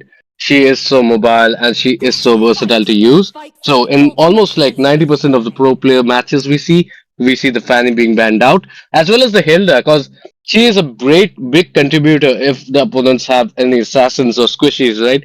She can like keep jumping onto the back line. She can keep targeting the assassins. She is just a menace, and she's so tanky. She is harder to kill as well. She's like the tanky version of an Italia. I mean, what else to say? The Bruno Yeah, is pretty common as well, isn't it, Debbie? yeah, it's actually common, but yeah, you are right actually because Hilda, Your it's so team is tanky, but banning. it's had a lot of damage. So being banned away, I think most of the time it's been done because you do not want your assassin jungle to suffer into the early Your games, team is right? It's banning. gonna be the Khalid being taken away. That's a another high mobility, high tanky room or XP, a very versatile hero being taken away for Seven Celestial. It's gonna be the Surya taken away on the side of Team Celsius Esports again. Yes, exactly. And the Suyu as well as the Khalid are pretty common bans. What is interesting is both of them have taken out the Still Khalid won't and the charge. Hilda, both Your of which team are very versatile as we talk about the roam and XP rules at least. So both of them have like taken out really good heroes and impactful heroes. We know the mobility of the Link, so both the teams are trying to ban out the mobile heroes and stuff. So let's see what they have in mind. There be any predictions on the first picks? Yeah, actually magic is Matilda is my quite light. Your open, but it's team gonna is be picking. the Harris. Well, Harris is what been Yeah, popping star, right? It's gonna be onto yeah. the I side mean, of Celsius Esports, and yeah, because the damage has been buffed. hmm that's true. Like the Harit we saw in the last match as well. Like the Harit is pretty strong, to be honest. But I don't know. I'm not sure about the jungle. I'm not sure about the retribution on the Harit. But yeah, the Sicilian, the Harit, they are both pretty strong, especially mid to late game. Especially Sicilian is a late game monster when it comes to it. And the Harit, if you don't have a Bruno or something to counter him, it's gonna be really hard to deal with him in the goal lane. So it's going to be really interesting to see how the goal lane is managed by Team 7 Celestials clans. So, any other predictions, Debbie? We see the tip being locked in as well.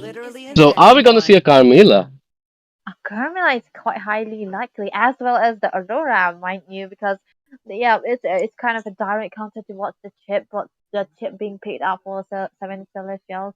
I think they can Hmm. go for Aurora as well as the Carmilla, like you said. Yeah, the Aurora, They yeah. see it now, right? Yeah, the And Aurora is has been like pretty common. Like she was so popular, like even like two patches back. Like right now, the latest patch dropped, and everybody is like picking out other mid laners and heroes. But Aurora is still a really good pick here, as you say, Debbie. And let's see. oh Whoa, whoa! Oh, the Zushin is out as well. We yeah, forgot. Like the yeah. Zushin. Yeah, is one of the top picks right now, but they're still gonna go with the Aurora and the Grand here. Your team So that is gonna be one of the great combinations to unlock. So that's 1 point for you, Debbie. You get a brownie point Uh, for picking the Aurora out. You predicted correctly.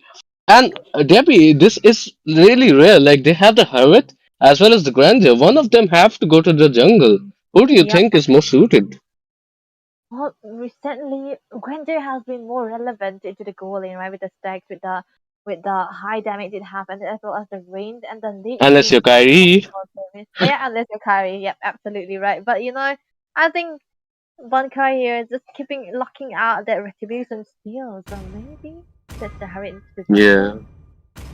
Very rare, I would That say. is gonna be one late game jungle if we pick a her jungle. That is gonna be I really have a interesting to move see. that And brings so me to far, darkness. Team Celestials, Team Seven Celestials haven't actually countered anything for the Hurrit, haven't taken anything as a precautionary measure. So that is interesting to see. They seem pretty confident in the Sicilian and Mia. Although two late game carries can be a little bit of an issue, Debbie. What do you think about that? Yeah, absolutely. Because if you do want to get into the late game, you want to have that True something, love something that can is like carry love. you in Team the is early banning. stages of this game. Maybe the alpha or the studio to be picked Your away, but it's gonna team be the is Hayabusa banning. as well as the Carmilla ban, right? Because as usual, Carmilla is such a good Yeah. counter tip. So maybe the two of them. Exactly. I mean, there's a lot of couples and single people out there. So single people are pretty jealous of that couples combination, right? The Carmela and the Sicilian. They don't want that here. They feel single anyways. If you log into a match and you see the randoms, you're gonna see a random couple who are like baby, baby all over. So so they don't want it here, at least in the tournament level. So they are gonna ban that patented combination out. That's forbidden love. Sadly, heartbroken for Sicilian. Absolutely, it's gonna be. Yeah, they have to break apart right here. But there's another ban for side of Team 7 Celestial. They might go for, oh, they actually did go for the toe. So another room, or maybe possibly Mm, XP, because they hasn't been onto the side of Celtic exactly. before. Or And hasn't the been Chow is played. so popular nowadays. Like, I Oh mean, my shout out to Tetsuya. He almost used it every match. So okay. we see the Hylos ban as well. So Yeah, shout out to Auntie on that one. So yeah, so both the popular picks in the Indian ML community, in the Indian ML meta have been banned out. Debbie, what do you think? Is some SG meta gonna come pop out right now? yeah. I mean, we have to wait and see for a little bit longer because it hasn't been a day yet since the pep note has been changed. So we have to see what they're gonna do here. But onto the side, Seven Celestial are yet to pick out their jungler as well as something in the room, but it's gonna be the Your Fredden team being is locked banning. away. So there we go, the Yeah, early game potentiality that you want when you have a late game combination with according earlier we have seen CC and Mia for the late game. So the early game is gonna exactly. be the Fredden, right? Exactly. And the Fedrin being locked in, another yes again, that's Mobozane right there. So Oh, yeah, let's hope that is a MOBA Fred who can actually bully. And Fedrin can be really good here, actually. To be honest, like if it's a Harriet jungle or a Grandeur jungle, he can try to easily bully out the opponents. So I think a Fedrin pick is really great here. Let's see what they follow it up with. Oh, we see the Tigreal. That is important. That is pretty unique counter to the chip right there, because the chip is yeah. gonna call Avengers assemble, and Avengers. then there's Tigreal with a flicker implosion all on top of that. So this Okay. is gonna be really interesting. We got the Edith as well. What do you think is the last pick gonna be? Yeah, they do are in need of something very tanky. Okay, they can even go for the damage XP because of the presence of the veteran. Maybe even the Vendetta might be fine here, but I'm not sure. If they do want to play it safe, the XP should be something very The tanky, right? body Oh yeah, suffers. there we go, the The Vendetta. Ooh! turret blooms. Okay, okay. So So we got 2 points for Debbie right there. Let's give her a round of applause. She okay, got two thank you. predictions right on point. That's Okay, actually we see you as a moving Vendetta places, player. Debbie. Okay. Yeah, I mean from England to India, and now we're gonna see you in the MPL soon, pretty soon, I'm sure. Okay. With those predictions, you're literally wolf, you know. You're Okay, literally I wolf with know. those Thank you, predictions. but not to that point. I wish, but not to that point. But there is the dive that they surely needed for Seven Celestial. We have the That is Benedetta true. up there. Oh, she's actually gonna go for Hmm. the damage, not the revive Yeah. dash. Benedetta. Okay, I because I yeah, prefer they the want the damage Benedetta more. I mean, she can be such a menace sometimes, but yeah, the tanky Benedetta works as well. So let's give you another prediction, Debbie. Off the bat, who is gonna win this match? Oh, they we cannot say it now because if they can drag it into the late game, Seven Seven still does Hmm. have that damage, but the Herald jungle has me questioning. But Celsius Esports, they have been together for so long, but you have to know their synergy, their execution, their team fights are up to the point. So we have to see who come out on Welcome top. to MOBA Legends. Exactly. In the Indian ML community, MLBB community, MOBA community tournaments, Seven Celestials were once upon a time top 10 team of India. So we have a lot of expectations from them. At the same time, sorry, Seven Celestials, I was saying, it's Celsius Esports who were in the top 10 Oh, position for the Indian MLBB community tournaments. And so we have a lot of expectations from them. At the same time, Seven Celestials are a very strong clan, and we kind of like the draft a little bit more. So it is going to be really interesting to see how it goes as we are into the land of dawn. And who do you think has the upper advantage in the early game, Debbie? early game, I would definitely go for the Fredrin because not because of the pick of the Harry into the jungle, yeah, but Tigreal has been doing really amazing on trying to drain out that KB gaming for his own jungle, but he's gonna be tanked quite low. The bad impact hitting a lot of damage onto Nickel Cream right here. Lord, right in position, trying to Mhm. look for place, but it's gonna be it's gonna be fine for now. That is true, but the Tigreal has wasted a lot of time for the Fedrin. And oh, look at the Benedetta! Okay, there we Oh, go. The Petrify combo connects. Tigreal gets taken down, and that is gonna be it. Benedetta escapes somehow. Aurora has nothing to do about it. And we see a skirmish into the bottom lane. The Hurrit gets taken down. Unfortunately, Hurrit got too greedy. He forgot that he's not exactly early game jungler. He tried to take the farm or Mia down. He got none in the end. He just gets taken out and taken down as we see the first turtle spawning in 10 seconds. So, in the bottom lane, okay, Ranger is pretty low. Debbie, take it away. that's the stun coming on to Uncle Cube, but he's gonna be taken very low and eventually fall down into the hands of Jean on the Mia. That's one kill for Mia, and you do not want to give a Mia a farm. That's another kill. He's on. Actually, he's on Inspire, right? Yeah, he is actually. He's gonna deal a What a lot of damage. takedown. Oh, that's right here. Exactly. It's a bad space committed right there, but it's gonna be a lost turtle for James right here. He's gonna be taken very low. The primary red's being popped again as well as the Alexa Force. That's gonna be one kill down on James. He's taken very low. Yeah, the Sanguine Claws will be connected and that will eventually will be his end. Yeah, and there we goes Eminem style right there, guys. Have a round of applause for that one. Okay, look at the tip. Look at the tip. Bottom lane. Sneaky, Oh, sneaky. that's Okay, that's Grande is awesome. pretty low.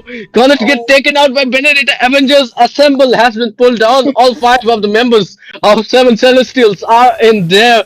And as far as it seems like for now, Celsius Esports has no reply. We have Solski into the caster's desk right now. Solski, how have you been? Are you excited or nervous for the next match which you're gonna have?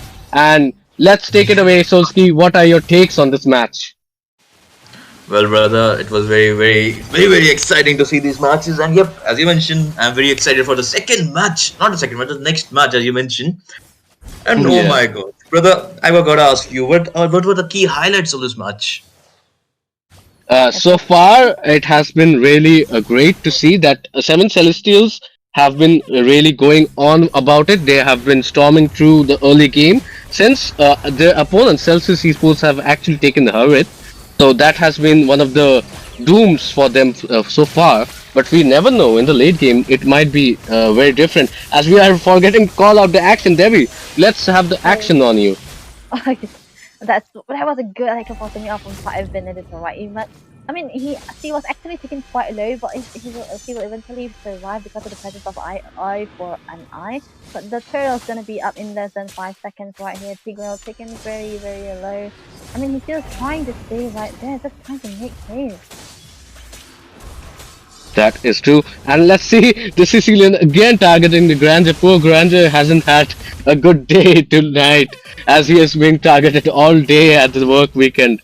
For now, poor Granger doesn't even have a time to rest. He needs to clear up his lane. Mia is gonna recall as well. As we see in the turtle fight, we see Benedetta going straight to the backline, taking out the Aurora. Aurora still gets the turtle. That is a great jungler right there. If you're in an unfair position and still making it out, Aurora is still sticking it out. He should get out of that situation before he gets taken down. The Benedetta is going on for the kill after kill right there. Harit should have actually gone out of the situation. Edith did her level best to save him, but that was a mistake right there, Debbie. What do you think about that opportunity?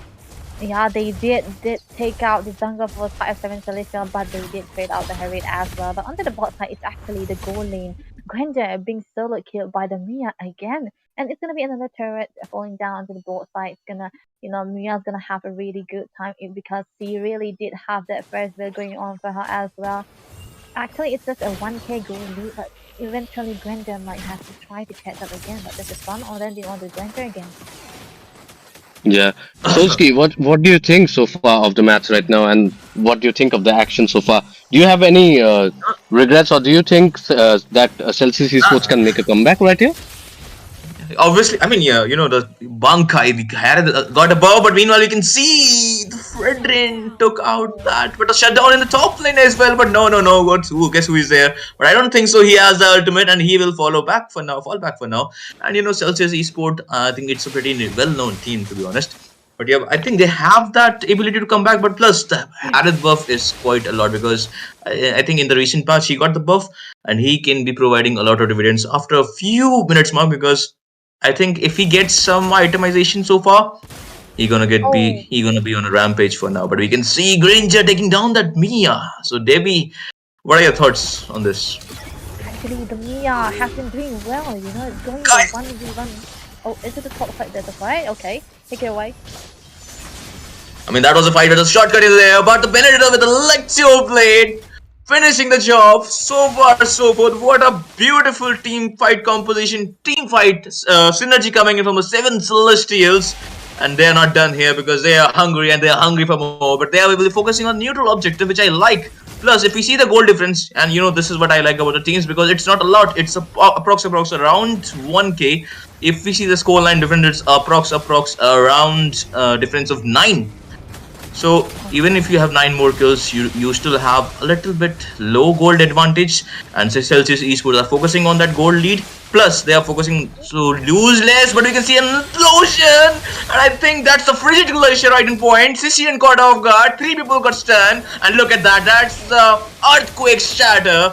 Finishing the job, 3 people are down like that, but Zene is there with the moonlight. Okay, that's a lot of damage, but Zene, no, he got taken down because he got stunned right there. Shortcut is there, but nobody holds, as this was the end for the 7 Celestial. And I think, as I said, that Celsius Esports is pretty well-known team, and Yeah, they proved it to us.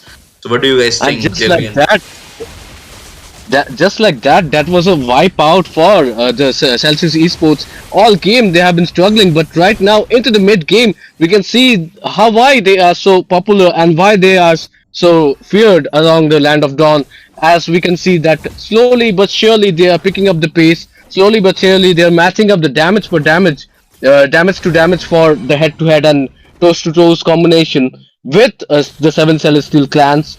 And Debbie, what are your thoughts for now on the action and how the game is transpiring right now? Actually, Fredrin has been doing amazing being tankier, but he doesn't have his team under the backside. But there's a explosion again. No, that was a miss. Appraiser's wrath, and that will give a chance to survive. But Granger will not survive for now, but as he will get taken down. But he will take 2 people down with him. But look at that, KB Gaming is not in a good position. And look at that dash speed. This is the buff that he received in this recent patch. Plus, Sicilian has got unnerved. So I think he needs to go a lot late game in order to receive the damage that he was getting the prior pre-buff. So, I mean, they have to focus on those neutral objectives. Plus, they gotta focus on the itemization, because their team is a lot late team. Plus, Zene is there. Zene need to focus on his building the marksman. Not marksman build, I think. So, Debbie, I've got to ask you. What do you think now, 7 Celestial? Because they have lost pretty much of the leads. Plus, the goal difference is hovering towards the team Celsius now. So, what do you think Team Celestial has to do here differently? actually, I think if the Benedetta can have an opening right into the backside, he can go for that Bankai on the Herod, and if he can land the Pacify as Hmm. well as the Electro and be able to take down one of the splitter members. Oh, that's an implosion again. That's an implosion, hitting one people, but that's a electroplate. Nobody holds them with electroplates, and Edith caught off guard, but Edith with the primal breath. And look at the Zene with the back door, but look at the Harith with the Zaman force, dashing out a lot of damage. Look at Harith, the speed of the Harith. But look at that, that's a Sicilian running away for his life. 3 for 2 trade. So far, so forth. Celsius Esports in a roll, but that was a good team fight. That team Celestial also put on, but I think this team fight goes towards the team Celsius. Oh, there's one more. Okay, that's the Okay, Harit feeling of just showing favorite. off a clinic right there. Bankai just showing off how to play the Harit on the jungle, and they have a lot in the bottom lane as well, marching down. So Celsius Esports has surely managed to get a comeback. Man, what a comeback this is. Actually, I think this is kind of a they are just throwing a little bit into the first game because they think they can take this early and easily and just try to see how their opponent plays. Now they can read out the Benedetta is kind of the playmaker, not the chip. Actually, it's the Benedetta that has been doing the playmaking and the rotation stuff as well. So they are trying to focus on one person and it's just trying to disable the Yeah, Benedetta and they have their own win condition into their own hands and now they are on the front footing. They are in the driver's seat. They can have that lead, and now they can know when to engage and disengage. exactly. And I think Zene is actually going deeper into the backline than she should have actually. She doesn't quite have the damage right now. Although, okay, Okay, there's a 5-man implosion. That's actually a 3-man implosion right into the earthquake. And that is gonna be the end of Sicilian. Penetrator somehow runs away with the late to final slash. And there's gonna be Zene who's gonna go into the 1v1 with the Hound. That was a big mistake. And that is gonna be the end and the downfall for Seven Celestials clans as they're down 3 for none. What do you think, Solski? Will they have a chance to survive this one? I think they might, because if the electroplate is there, so I think they might be able to pull off. But I think the cooldown will be a lot. But look at that, who is here? The Sicilian, he has a lane clear. Will they go in the peer? The immune is there. That's impact was on point. That's what I was said. The Sicilian is there, so their lane clear should be fine for now. But 13 seconds for the Luminous Lord, and it is going to be spawning in this landed on just matter of seconds. It's 5, 4, 3, 2, 1. And now I just gotta focus on to this Benedetta, as JP said that if she lands on that Electro, I just forgot the ultimate name, but my Final bad. blow, yeah. Yeah. Electro final blow. Yeah, Electro Final Blow. It's kind of a flashy name. And yeah, the final blow, if she lands it very well. And personally, I think Bankai with that dash speed, with the recent buff that he received, we can see that how Harith has become. I'm just witnessing it right now. That's a perma ban. I don't know why they haven't banned Harith. Maybe they haven't read the recent patch. So he has become menace in this Landodon, and he's a force to recognize with. So Yes, if that exactly. 25 combo lands on to the Bankai, I think there is a chance. Else, I think either they should go for this Aurora, because Aurora is also being a very menace, or he should go for the Uncle is cute. Whether the Uncle is cute, I don't know. I should ask you, brothers. And obviously, Oh, okay, then yeah. That's the end of the stream. That's the end of the stream. I Mistakes mean, were made. Chip is a Mistakes were made. yeah, and Uncle is cute. Is getting a little bit cutie damage here, but look at that. The Lord is marching on the mid lane. Nobody is there, but the Moonlight is there from the Zene. Zene is quite in the back line. The Bat's Impact is there. Bat's is there. KB Gaming, the Fredrin, the Jojo of this Land of Dawn is going to get down as we speak of. The P base HP is also gets jumped down in just a matter of second, and this is the game that has been won by the team Celsius Esports. okay. And I would just have like that, guys, we saw the change. Debbie, what are your thoughts on this match? well, I would have to say the Session has been going for a weak kind of build. I would say because the Lightning Trenton hasn't been doing much, and he didn't have that Cup of Destiny that can sustain his mana as well as his health. But he didn't have that with the bat and in the bat's impact as well. It's just didn't work out well for him. But onto the side of Celsius Esports, what a unique hero to jungle with. I mean, they did lost some part into the early stages of this game because of the presence of Fortune as well as the chip and the Benedetta with the rotation pressure. He did quite well when Celsius know how the enemies kind of play together, how they are doing, how what mistakes they have. They are just kind of capitalizing on it, and just the implosions so amazing for Nickel's Cream right here. What a good set from these guys. That is true, and we could see that actually seven Celestials clans actually didn't take the advantage of the early game they had. They could have taken the advantage and let Sicilian and the Mia farm up. That could have actually resulted in them snowballing and ended this match. But instead, they gave away a lot of farm to that Harit, and we just saw what Harit can do. As Solskis pointed out, the Harit with this current meta and the current buff is just unreal. And we can see at the hands of Sicilian, his build was wrong. Itemization might not have been correct. At the same time, he has been nerfed, and that is one of the statements we are going to see in the change in the meta. For now, yes, mistakes were made. Chip could have done some things better with the Avengers arrive or assemble. And Solski, any last words before we go to the next match?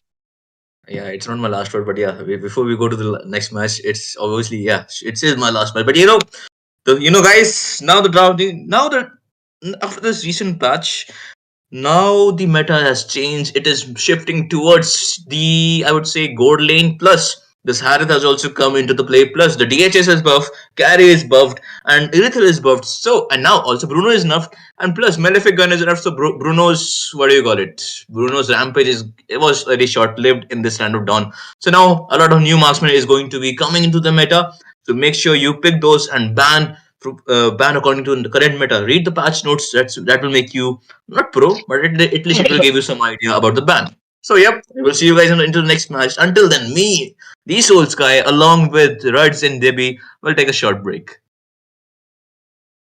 See ya. Ooh.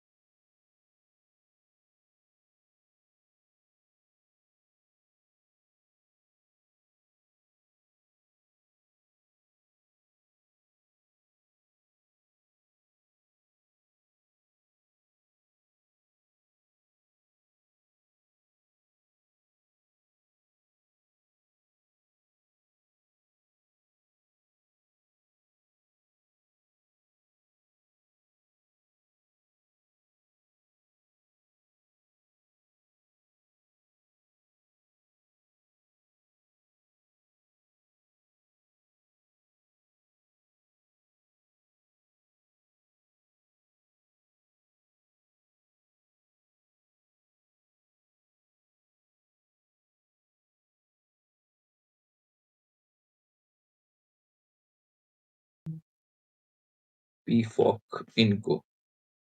Let's go then. Give think it's All right, guys, welcome back to the Crown Championship Round 4 Day 1, match number 6 between Prime AOG versus P-Fork in Co. And this, I think AOG has the first pick, so they will prioritize on the first pick advantage. And you know, if you when you get the first pick, you still lose some what do you call it advantages because when the second pick goes to the red team, that's the P-Fork Inco in this condition. You get two picks. So you gotta prioritize whatever you have in this current situation. So for now, we can see a Zushin ban right away, Hilda ban right away. Those two are good bans. I hope I can see a Harith ban because we have seen what Harith can do in the previous game. So I think, what do you think, brother? Oh yes, oh boy, that Harit can be a disaster when it comes to the late game. Early game it wasn't that great, but late game, oh my god, that Harit can do so much of damage. That Harit is literally unstoppable. And on the brighter side, like you need to take some like counters for the Harit, or else like he's just gonna have a field day. He's just gonna like get a maniac or savage or something. So yeah, the Hilda being manned out, the Fanning being manned out, and Zushin being manned out, all are really pretty non-exciting bans. We have seen that a lot. Speaking of non-exciting, that's the Bruno ban right there. The same as well. The Bruno is pretty standard ban, and the Khalid as well. So both the teams really know the meta right now. So they know what heroes to ban, which heroes are extremely unforgiving, and they cannot just have this heroes on board. Don't you think? I think Bruno got a nerf, plus the Malefic gun is also nerfed. I mean, I haven't played Bruno after this recent patch. Maybe he's still danger. Obviously, he's a marksman. He's danger in the late game. But I think if you don't go to the late game, let's just see the early game. Before this nerf, he was a menace in the gold lane. He can get his power spike if he gets just two items, the Husk Claws and the Berserker Fury. But now, I think it's have been posted to the late game now. He's become a successfully, not purely, but I think post mid to late game marksman. But now again, Harith is open. I think they should focus on the Harith. They can just take the Harith, brother.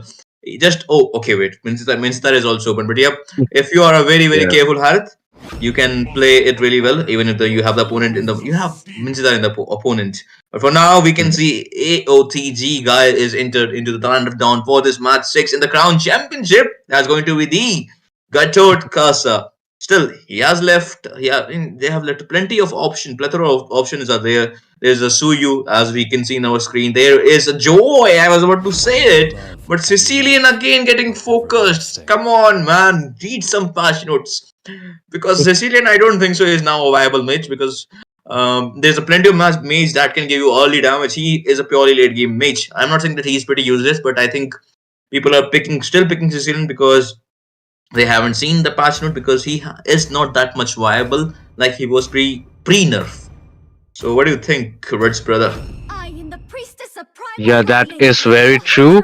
And we still have that cute mage who can be a real menace when it comes to the late game out there. So far, no Harit. The Sicilian has been picked up, as we can see. I think that's the fame factor, and that's just the remaining pieces of meta which we have still going on, still lingering on. For now, I think Sicilian is just a balanced pick for now. The Fasa, on the other hand, can be a real good pick in the good hands, of course. And speaking of cute picks, we just got Sayumi in the house. So welcome, guys. Welcome. Let us welcome Sayumi, guys. Hello, Roots and Soul Sky. How are you guys? Hello. Hello, Sayumi. How are you doing? We are Uh, good. What about you, Sayumi? Uh, yeah, Come feeling on. better. Yeah, yes. feeling bad? So Sayumi, join Huh? us in the match and tell us what you think about the picks and drafts so far. Oh my god, Lively. I mean, like from the Team Blue, they have lots of CCs and as well as the bulk match coming up from the Team AOG. That's gonna be a first and as well as, Gato Kacha, he's gonna deal enough the match against the back lines. So, yep. Teams, their picks are really good right now, especially from both of the teams. Even from the red team, they got Sicilian, Edic, and as well as YZ. But you know, they, That's they they just gave the glints that what they are gonna pick, but they just banned away the two heroes that they showed in the starting phase. That's the Joy and okay, the Ling is also banned. Plus, I don't think so. The not the Joy, but I think Ling is not a bannable hero for now because he is hmm facing a lot of issues. But yeah, if you because yeah, I mean it is can be a very good ban if somebody has maybe a lot of matches with Link. Plus, I always focus on the fact that it's not just meta; it's just mastery over meta. I would say if you have master one hero 10,000 times instead of 10,000 hero 10,000 times, you know the Bruce Lee thing. So you Yeah, have to be that's very that's you actually have to be very supposed to careful. be. Yeah, That's actually you supposed to have to be be. careful of that. Yeah, don't fear a man who knows 10,000 kicks. Fear a man who knows one kick 10,000 times. So Or just yeah, convert it to heroes. just yeah. convert it Now to it's heroes. converted to Just convert heroes. it to heroes. Moving on. We can see Yeah. AOG. That's the Avatar of the Garden plus Prime AOG Yes, is the the team name. interesting fact here is they have actually banned out the Hilda on AOG. And so in the reply section, we see the Fanny, Joy, and Ling being banned out as well. And then now the Hayabusa itself has been banned out by AOG. So I thought that AOG was looking for an assassin pick, but right now, as we see, very few assassins are left on the table. And I think this is slowly going to focus on the fighter or Come tank on, assassins. What do you come guys on, come think? on. I wanna Sayumi, see. what do you think? I Yeah, wanna but see Gushin. yeah, we have seen that four assassin has been banned off. That's kind of, I mean, like Oh, those Betoski. heroes. Yeah, So that's Yeah. Sayu, true. Yes. what do you think about the Betoski picking the Alpha instead of the Mage? Oh my God, there is Battlesky on the team Inco. Oh my God, is it the real or the fake? Yes, he's And, the and, Desi Betoski. He you is the know real one. The there one you there watch is Betoski. is King Kong the one you on watch is the fake. team. You're gonna see the stream of tomorrow. Betoski's gonna just upload a match. He's gonna be like, I just went into an Indian tournament just to see how good they were, and quite honestly, they were really interesting and impressive. But I managed to solo carry my team to my alpha, and I'm gonna teach you how to play alpha now. It's gonna be like Exactly. that. Yep. That's true. And You're so, so right, Roots. So let's yes. see and how to solo carry with alpha. Let's go. So we Yes. see the grinder being picked up as well. Who's going to be the goal laner for Inco? I mean, now the DHS got buffed. Never mind, Irithel has also got buffed, so that's a very good pick. But now I think after the ban, not the ban, but the nerf of that Malefic gun, I think it's still not that major enough. I think still it's a still viable option for Irithel.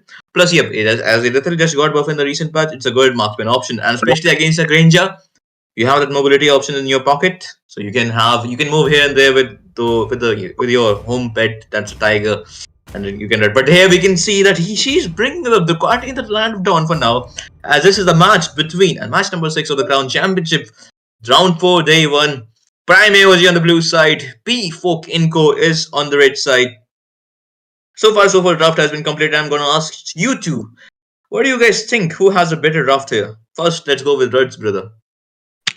Well, I think AOG's draft is pretty rounded out, given that the Bog Hyper is not so much in meta, but he can still counter with his Firaga armor and his Last Insanity. He can actually counter the Alpha CC. So that is going to be great for the objectives, as well as the Xbox can actually get into the back lines, and it's easier to chase the Irithel with an Xbox rather than anything else. And the Grandeur has the range, the Faster has the range. Garut Katla's AOG can land from anywhere, and there's a Lolita for the setup. So if the Lolita setups and Gatut catches the AOG lands, and there's so much of damage from range. So I think AOG has a very well-rounded draft. At the same time, if Team PFOC Inco actually has the Sicilian and Irtel farmed up, that is going to be the end of the match. So Sayumi, tell us your views as well. Yeah, like as you said, both of the team drafts are really pretty good. They do have the early game, they do have the late game, but especially for the team Inco, they have a more late game heroes. That's gonna be an Irrital and then Adig and as well as Cecilion. Once you feed it against Cecilion, once you get the snowball, then it will be really hard for the team AOG to face him and then execute him in the late game at this point. And did you see that cute thing from AOG? All five people helping out in the red buff. That's so cute to see, actually. They were all helping King Kong, the jungler. As Yeah. the little skirmish goes on in the mid lane. Yes, Solski? Maybe I'm having some perception issue, brother, but I don't know how it's cute to, kill someone. But yep, you do you, bro. You do you. Just kidding. That's just a buff, though. I'm just kidding. So yep, as we speak of, now we can see that if there's a little bit skirmish here and there, but we can see that Xbox might go for a little bit poke there as level 4 is there from both the junglers. And I'm hoping to see one team fight because there will be 30 seconds. Meanwhile, you can see that ball that's a good can coming into the far side, but there's a passive. The sustain coming in from the Black Dragon, the Yuzhong, especially in that Mafia outfit, but we can see there is a better ski coming in the bot lane. That's a spear of Alpha. Nobody holds there. As Landing onto the Natalia. Sugar Kaka, Sugar Kaka will move away with not a absolute, but 50% of the HP. But the fight is not done, guys. As the first blood will go towards this Black Dragon, the Yuzhong. And for now, the turtle is spawned, and the advantage is going towards the team.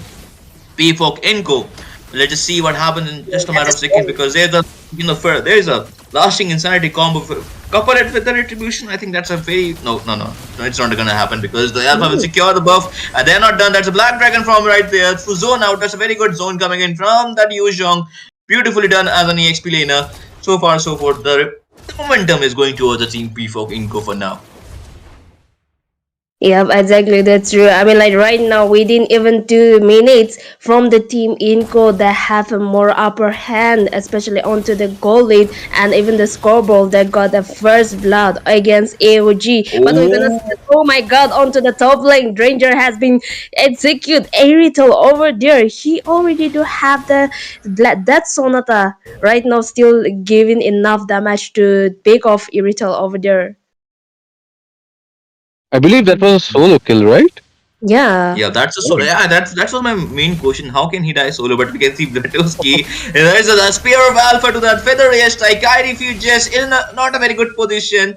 But yep, Alpha was either not in a good position and he will get taken down. He jumped into the 4 people. I think he's thinking that he is Alucard of the anime. Yeah. And like Ranger was like, call an ambulance, but not for me. And he actually finished him off. So that was pretty poetic. And in the bottom lane, we see that the Zong is actually trying to get something onto Sugar Kaka. And he needs some sugar, I guess. Oh, look at that! Look at that! That's my AOG! I mean, What you this is montage worthy, guys. Like these are some strategies, some Indian strategies which we are saying. This is like the red burst and AOG! Oh my god. cutting off AOG the was there, rotation. but look at the Black This might move Dragon. the He Yuzhong, though. is... Yep, he is using his Black Dragon form, but we can see the Lolita is chasing them away. But look, Lolita will survive. No, she won't because she will get caught in the passive of that Lan. And Lan is not finished because he's going to take Sugar Kaka down. And that's okay, that's not a double kill because Sicilian will steal the kill away from him. But that will go to the team. As for we speak of 3-3 score line, goal ratio is also approx equal. However, it's still a little bit ahead for the side of Team P-Fok Inco. But now for this see the turtle, that's the second turtle of this match. And as we speak of, now the second turtle will also go to the Team P-Fok Inco. Let's just call them Inco. And now to the itemization. And that's now I'm thinking I'm gonna ask you Sayu first. What do you think about the Wind Talker coming into the Irithel? Because I think they are better option to pick as the first item. Do you think that in Wind Talker is good here? Yeah, Windtalker is do good, but I mean like if you go for that critical damage in the early game, especially for the Berserker, it will be good for them. But no, oh my god, they have been pick of Farsa over there onto the mid lane. Farsa is really good against Cecilion, but she doesn't have that kind of mobility to survive once she caught up. Yep, That is exactly. true. And so Now far, Red's the games present. have been pretty equal, right? Like the goal Yes. lead isn't much, and yeah, even though AOG is trying out some strategies like the dead bush and stuff, but Inco are just pulling it back. What do you have to say, Solski? Yeah, I was gonna ask you like you played it out really well, but now we can see in the top lane that's a two-man gang. Numenon Blast is there. That's not is there. Will she die here? She will get the bonk from that Lolita, Hmm. but that's a sprint for you, and you will escape in a safe distance, and will have to fall back for now. The Irithel, she will recall in the base, but is in a safe distance. But meanwhile, we can see there's a three-man in the top lane. There is a potential for gang because there is the feather airstrike of that Farsa. Will she use it? It's just a matter of second. And I can't speak the name of the Sicilian for now. I was about to speak that, but no, that's a very bad trap. Let's have Solski actually try that. Oh, that Solana is not connecting, but Granza somehow gets the kill again. That's gonna be the mid lane skirmish as the drag dragon is popping out.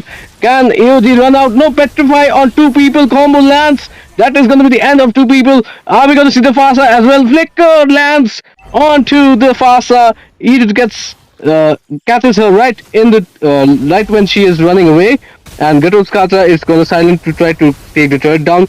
Although Sugar Kaka is not more of a pusher, he's more of a beefy guy, so he doesn't have that much damage on the turrets so far. So that is gonna be one of the ends. I must say that AOG is trying out some of the MPL stats, okay, MPL strategies, but they should wait it out and have more people. Aluminum Blast lands, Solskjaer, take it away. And that's a minimum blast. But you know what? I think Team Inco is on a roll right now because they are not backing away and they are hungry for more. Because look at the Betoski, he's just going in front and he doesn't care who is in the back. He's just saying the team, just give me the follow up. I will carry you, not to carry you, but I will lead you. And now, as we speak of, as you mentioned that they are trying out the MCL share, but you know what? I think this is a match between a little towards the experience side because as we speak of, look at the KD of the Yuzhong. It's 304. That's a total of 7, and they have a total kill 9. So that's about 90% team fight participant that has been done by the LAN. That's a Yuzhong. Oh, But and you look at the yes, other side rotation. also. Okay, Sugar Kaka, he has a 0-0-0-2-0. I'm not saying that he's playing bad. I think, but he should contribute to the Yeah, team fight because his AOG can do wonders in a team fight. It can zone out, it can give the stun, it can kill also. Plus, because if we see the um, itemization, Granger, yes, he got a 3 kills, but he shouldn't have gone for that C Sky Piercer. Instead, yeah. should have gone for some mega physical, not mega, but some physical damage for now. And as you speak of it, so that's why I love this alpha haven't gone for that hunter strike. Instead, he go for that breastplate, and that's good for the defense. And now I see the Irithil. Irithil now has gone for this Haskell. So she's building backwards. She is saying that I will buy Thunder Belt, so not Thunder Belt, the Windtalker, then the Sustain, that's the Haskell, and then the Script.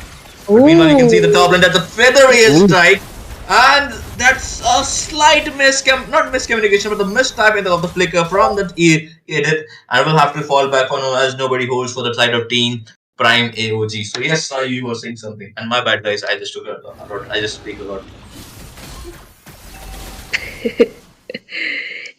Team AOG, they're playing really safe, but we're gonna see that. I mean, like on the top lane, that was a 4-man gain rotation coming from the team Inco, but they didn't manage to take out Ranger or Farsa over there. But we're gonna see that it's gonna be a first lord coming up right now. But team, Econ, they're just going for the lord, and I think it's gonna be an uncontested lord from the team Red. Oh Huh? my god. Okay.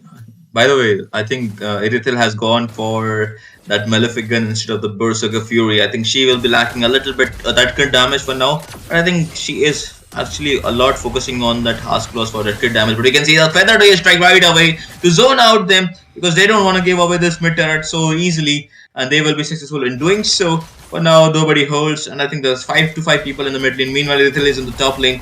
If Irithil shows her inside to the top lane, I think there might be a fight in the mid lane, but I think there is not. So yeah, I've got to ask you, Red's brother, what do you think? Where team AOG has to do what they have to do differently in order to win this game? I think, as you rightly pointed out, the Garut Kaja has to do much more than what he is doing right now, and we are seeing the zoning and stuff as well. But we think that the Lolita's Luminum Blast is key to their initiation capabilities so far, as we haven't seen much of Gatot. There we go, another AOG connects to a band of Natalias. So yes, the Catoras needs to perform, and Lolita has to plant her Mhm. implosions as well. So Exactly. that is one of I the mean, points which we are missing. And mhm. AOG as a collective unit need to have more coordination once the AOG lands, once Yes, the I was about blast to say that. lands. We need the follow up, which we are seeing that even Inco is missing at times, but they are connecting more than they have missed. So that is the bottom line in this game so far. There is still a chance for AOG to make a comeback. Inco are giving position, and that is the spear of Oh, Alpha onto the Ooh. Lolita. That is not going to do much. Fasa is using her feathered airstrike to zone the people out. I think AOG shouldn't take this fight. They are at a farm deficit, and rightfully so. They get taken out instantly. Double kill for the Yuzong. AOG is going to land so late that it's almost like dinner time for everybody else in the land of Dawn. And no, he got one. okay, he He actually got got the one. chicken. He Okay, opened so his, okay, okay. So he so opened far his. so good. It's gonna be a 2 for 3 खाता trade खोल दिया uh, भाई. in favor of Pifok. But yeah, if Gatot landed that ult a little earlier, that would have been a much better situation for AOG. But kudos for him for trying that out. So this it's Yep. still anybody's game because the farm lead which is the most important thing, isn't going away. It is still like pretty catchable. So let's see how that goes. One or two shutdowns, and that is going to be really good. So maybe if they take out the Alpha or the Yuzong, that is going to be very detrimental for PFOC, as they won't have any initiators as such. Yep, exactly. So as we speak of the builds, just have to ask Sayu, like now Irithel is there, now Irithel God has Ghost of the Fury. Okay, so Sayu, do you think that there is a lack of not a lack of anti-heal? I'm also seeing a proper anti-heal, but yeah. Do you think that Farsa should have gone for that glowing bond? Not glowing bond, this yeah, it is a glowing bond, right? The Yeah, Yeah, anti-heal. going on my the God, burn for damage. Yeah, Yeah. right now. But I mean, like right now, from the team in code, the EXP laners, especially the YZ, he's on to the snowball right now, and even he's petrified, and the Soul was on Mhm. really on to the point that he's not given a chance to the team AOG to use all the resources. That's the reason from the team AOG they're lagging behind right now. Oh my God, that's nice retry. you That's a know good how retribution coming in from that Petowski, and he is proving his up to his name as this Irithel will be getting into the back line with that heavy crossbow, with that super splendor icy spot. Okay, but she got oh taken down from that shield. That's no you can't get away from the Lolita, but she did what she had to do. She took Malhotra advantage two on players. Lolita. oh my Just God. Petowski. reversed it out. What a reversal that is. That is kind of a tank maneuver. Whenever tank pulls it out, I'm just proud. Oh my. Oh my Alright, God, but that now we can see shield was they really are. on point. But oh my God, the feather your strike connected. No one doesn't deal enough that kind of damage to poke off them. Mhm. Alpha was really low, but Fursa Mhm. didn't manage to connect his feather strike onto him. But here we're Yeah. gonna see that the Lord has been onto the top lane coming. But I think Team AOG they'll be able to defend the inhibitor turret. But we're gonna see that onto the bot lane. YZ is trying to clear up the minions, get the wave as soon as possible at this point. That is true, and I would like to get my spotlight on Fasa as well, as cause as a Fasa player, or as like whenever you play Fasa, you should not get a genius wand most of the times, cause most of the times you're gonna just use your feather airstrike from a distance. So that is not gonna work very well for a genius wand. You could go for a divine glaive, or you could go for the holy crystal directly. In this situation, however, since he's using it for poke, she could have gone directly for the glowing wand and with that, she could have gone for the wishing lantern, both of which Mhm. could have given a lot of advantage for AOG, as they could have poked them from a distance, and that would have made the team fight much easier. As Yuzong is literally carrying in Fok, and he's giving so many good opportunities. He's literally landing on the Fasa. He's taking out the Granger. So that is being the problem, crux of the match right there. Solski, what do you think? Mm, exactly. And now I think now you mentioned that the Sugar Kaka and this Lolita you just mentioned before. Meanwhile, but we can see in the top lane Irithel is quite low, and that's a AOG connecting. But look at that, not AOG connecting, but AOG Sugar Kaka connecting there. But now he used his AOG AOTG basically. That the vengeance is there. But look at that, the Black Dragon is in the form, and he is not giving up making that form because he will be using that combo to that Lolita. Lolita will be using the Revitalize. She will be using Luminant Blast on a desperate measure. But look at that, the tankiness coming in from the side of team People can go. It's just a lot. They need a lot of burst damage to make their hard armor come down. That's for the side of team Inco. They have just rolling it around. They have the perfect synergy for now, and that was a little bit desperation coming in from the side of team. This Ooh. Prime AOG, but we can see they're focusing on the Lord for now. And okay, Abhi, I think guys be ready. I think Irithel has bought that Winter Crown. We might see some special kind of a gameplay with that Winter Crown. As she might go in with that with her Ducati inside, maybe it's into the backline or not. But for now, I Yeah. think now the world difference is moving to side toward it's toward the side of team. And it's expanding now because it's approx 6 to 7K 7K mark or side of team, Mhm. and it's favoring side the P-Folk Inco or just Inco. I just call them Inco because I'm having trouble speaking the P-Folk Inco full name. For now, I the Lord is well, crossing the red lane. Alpha connects. It's Yes, just okay, going to be. Alpha connects. I think the Black Dragon form has been used too early, or is it so? Yes, it is. The Yuzong is gonna have a bad time trying to connect to the backline, as Fasa is gonna use the Feather Days strike to get people out of there, and Gattuso is just gonna engage till they get the Lord. That is gonna be one kill for the Sicilian. That's gonna be double for the Sicilians. Gets shut down by the last Insanity. Xbox actually takes 2 kills. Zong and Sicilian goes down the drain. There's gonna be the Irithel charging in, but then the Sonata is there to save Granjo's life. They are trying to end it. Inco are trying to end, but they cannot. There is just so much range and damage. Finally, Vasa is getting the damage. Granja is trying to chase them down. That won't be wise, Granja. You shouldn't go there. You should try to clean up your lanes, and that is what he's gonna do. He's pretty wise.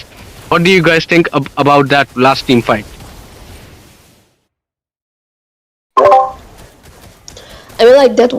That was really OP right now coming from the team AOG, because that first that feather airstrike with that Sonata was really onto the point that they're trying to defend their base over there. But we're gonna see that Sicilian has a lot of high stake right now, so I don't think team AOG will be able to take him down at this point.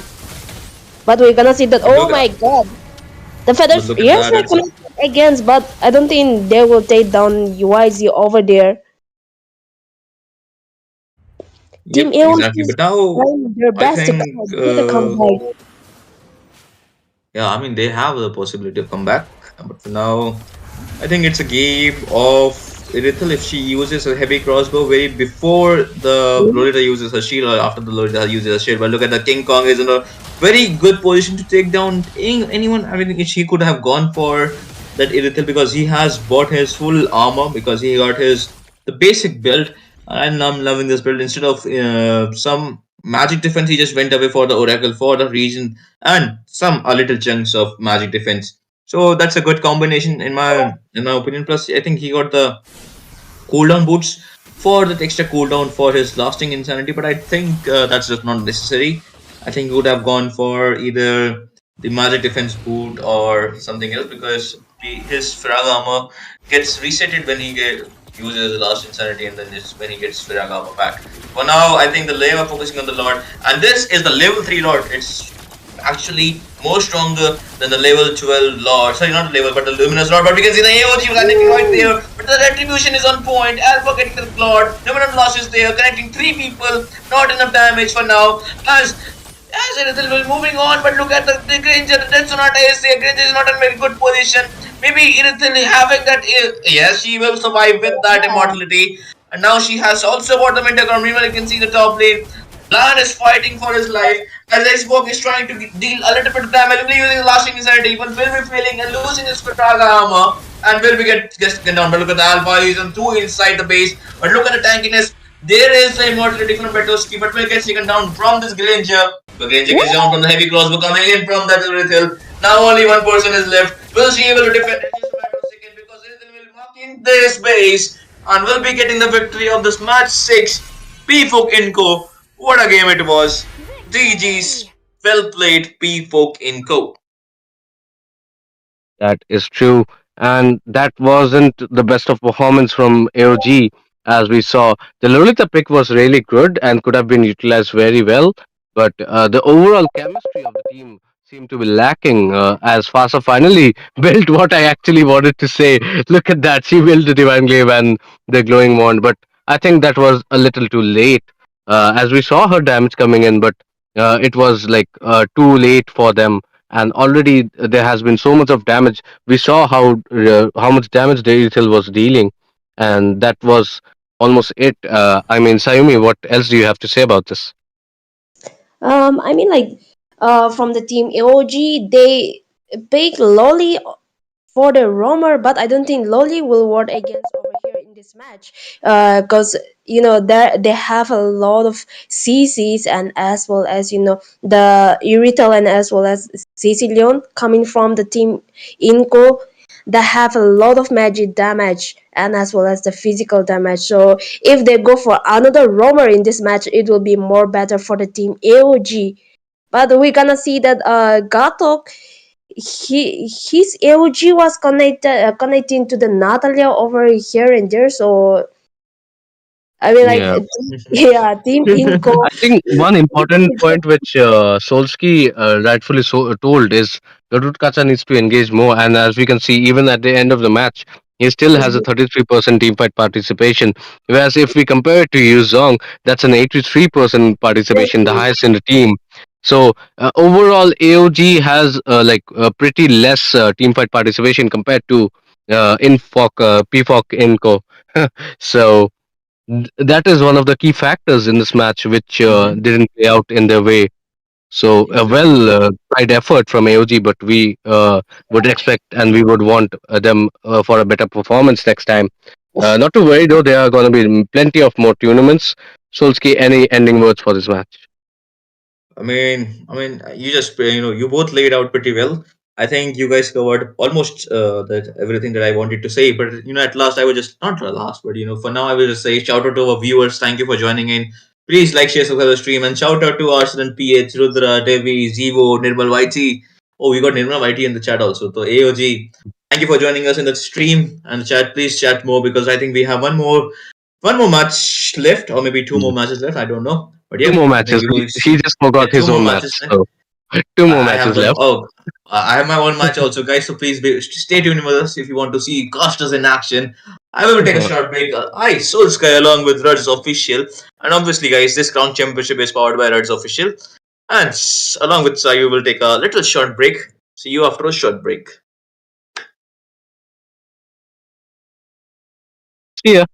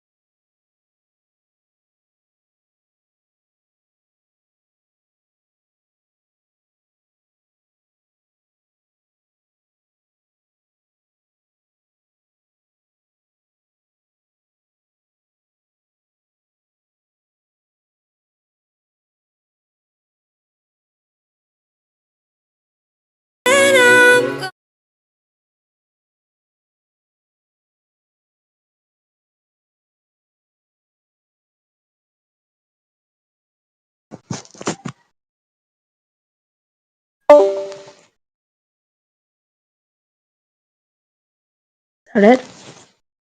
Start. Yeah, hello, good evening, ladies and gentlemen. Welcome to the match of the day between the team that Reese versus what was that? J4. INT. Yeah, and I'm Sayumi, and on the caster date we do have a J4 with me. So hi J4, what do you think about this match? Hi, Sayuri. The INT is a well-known squad. So let's see. The Ristastic does have the draft in their mind as well as the bans, so that they could fight them back because these players are really experienced. I hope this doesn't become an one-sided match. And if you look at the bans, so INT is going with the Hilda Band, so which has the invade potential. They might be planning to go with an assassin hyper. And from the side of Ridstastics, they have decided to ban two assassins, that is the Suyu as well as the Fanny. Yeah, exactly. I mean, like right now, there's a lot of OP heroes has been open. Even Bruno, and as well as I mean, like Harriet has been recently buff. Yeah, Second skill has a lot of cooldown. But we're gonna say that the Hilda and as well as Gatot has been banned, coming right from the team INT. Muff. yep, the range of the dash of Harriet, I believe it's reduced, but still the attack speed has been increased. So quite of a really good buff, I would say, for Harriet, because he doesn't much will need the feather of heavens anymore, I guess. But still, some people will make it. But also the I would say the malefic gun has been nerfed, when also Bruno's range has been nerfed, so a lot of nerf coming in for Bruno as well. So it might be a Layla. I feel like Layla is really in the meta. She is really strong even after the malefic guns nerf. So let's see what the first pick of team Rich Tastic will be. Yeah, like after this recent patch, there's a lot of heroes that has been already been nerfed, but there's also lots of heroes has been buffed. But we're gonna see that it's gonna be a Dranger pick coming right from the team Reese. That's Tig. Dranger is really OP right now. He can go for goal lane, he can go for jungle. Once he get the snowball into the early game, it's really hard for opponent to counter him. Especially he do have a lot of range heroes. With the death sonata, he will just give enough damage to let them recall instead of ganking the team fight. And even the her, I mean, like his passive deals enough damage to one shot them down in the late game. So is it gonna be a Barat against over here from Yeah. the team? Muff, what Uh, do you think of this? I think yep. Okay, he is going with a Kufra, that's for sure. So we're gonna see some. We are hoping to see some really good Tyrant's Rage from the Kufra and a Yuzhong in the XP lane. So pretty flexible pick even after the nerfs. Some Yuzhong users are able to pull it off in their lane, dominating their lanes. Like we saw in the previous match, the Yuzhong got the MVP, and in in the response, yep, Dyrot has got some sustained buff. I would say he is really good. He has a lot of sustain with the Warx and the Queen's Wing, but it's gonna be a Chow EXP seems like, but not sure because it's a flex pick and Chow could be played in a roam as well.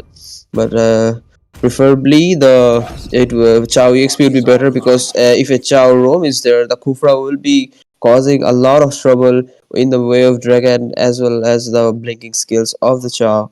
And follow up with the Alpha is a really good pick. I would say quite sustainable, and will be really and the backliners will be thanking him for the pick. Yeah, exactly. That's true, though. Choice are flexible heroes, but we're gonna see that the Matilda has been already been banned, and we're gonna see that it's gonna be a Lin Pit coming right from the team Marv. Venom. Lin has got some nerve, but though the user didn't got nerve, so he can easily take them the backline off easily in the late game. Once he get the snowball, it will be really hard for them to counter him. But there is Alpha that counters Lin in this match. And as well as Joe, the once he get the Jeep window against the lane with the wave dragon, it will be really hard for the team Muff, especially the lane, to counter them. Yep, and uh, I mean, yep, the counter is the way of dragon could be a threat to the Link's ultimate. But if he play makes it smooth and like waits for the Chow to use his ultimate and all, then it could be really nice. And if you see about the bans, the Irithel got banned. I think Irithel is really good in in this meta too. And if you talk about the tanks, the chip and the Tigreal will be banned because team Restatics haven't picked the any roamer till yet, except the Chow. It might be a roamer, we never know. But still, they doesn't. We're not sure. So, the Tigreal and Chief will be banned. And from the side of Restatics, they will be banning out the Harith as well because of the current buff. Like Sayumi mentioned, he could be a threat to the team. Yeah, exactly. But we're gonna see that from the team of they have been banning, the two most OP roamers. That's gonna be a Jeep and as well as Deedrill. This could be a threat for his team because there is lane. Once Jeep get try to invade his buff, it will be really hard for the lane to pick off his buff in the early game because he have a late game hero potential, and we're gonna see that it's gonna be a first pick coming right from the team of Fursa is really good right now, especially against those range heroes, against Sicilian. We have seen it in the M6 or in any tournaments that Fursa has been picked off right now.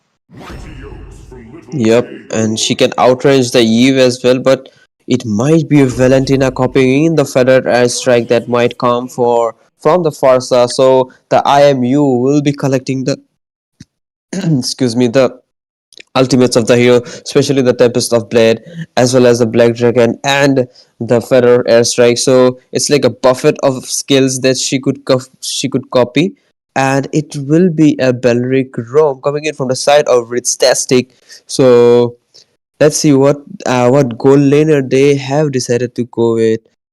Because it's their last pick and they have the time to pick the perfect goal laner that will match the draft, and that will give the team upper hand, and also a 1v1 situation winning.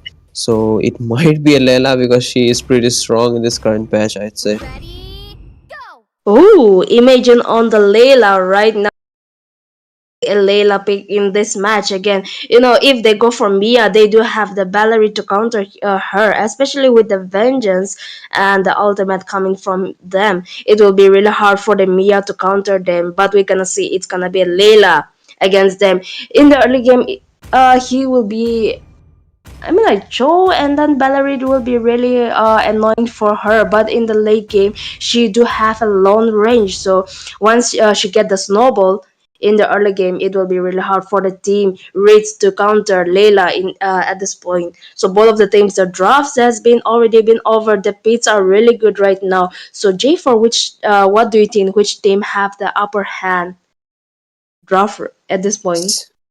See, I want to be really clear that it's. I mean, I would say that INT will win. I mean, really have a really good draft. I would say because if you look at the emblems now, your professional, like how serious you are about the game, shines from it because the Granger have taken the season hunter.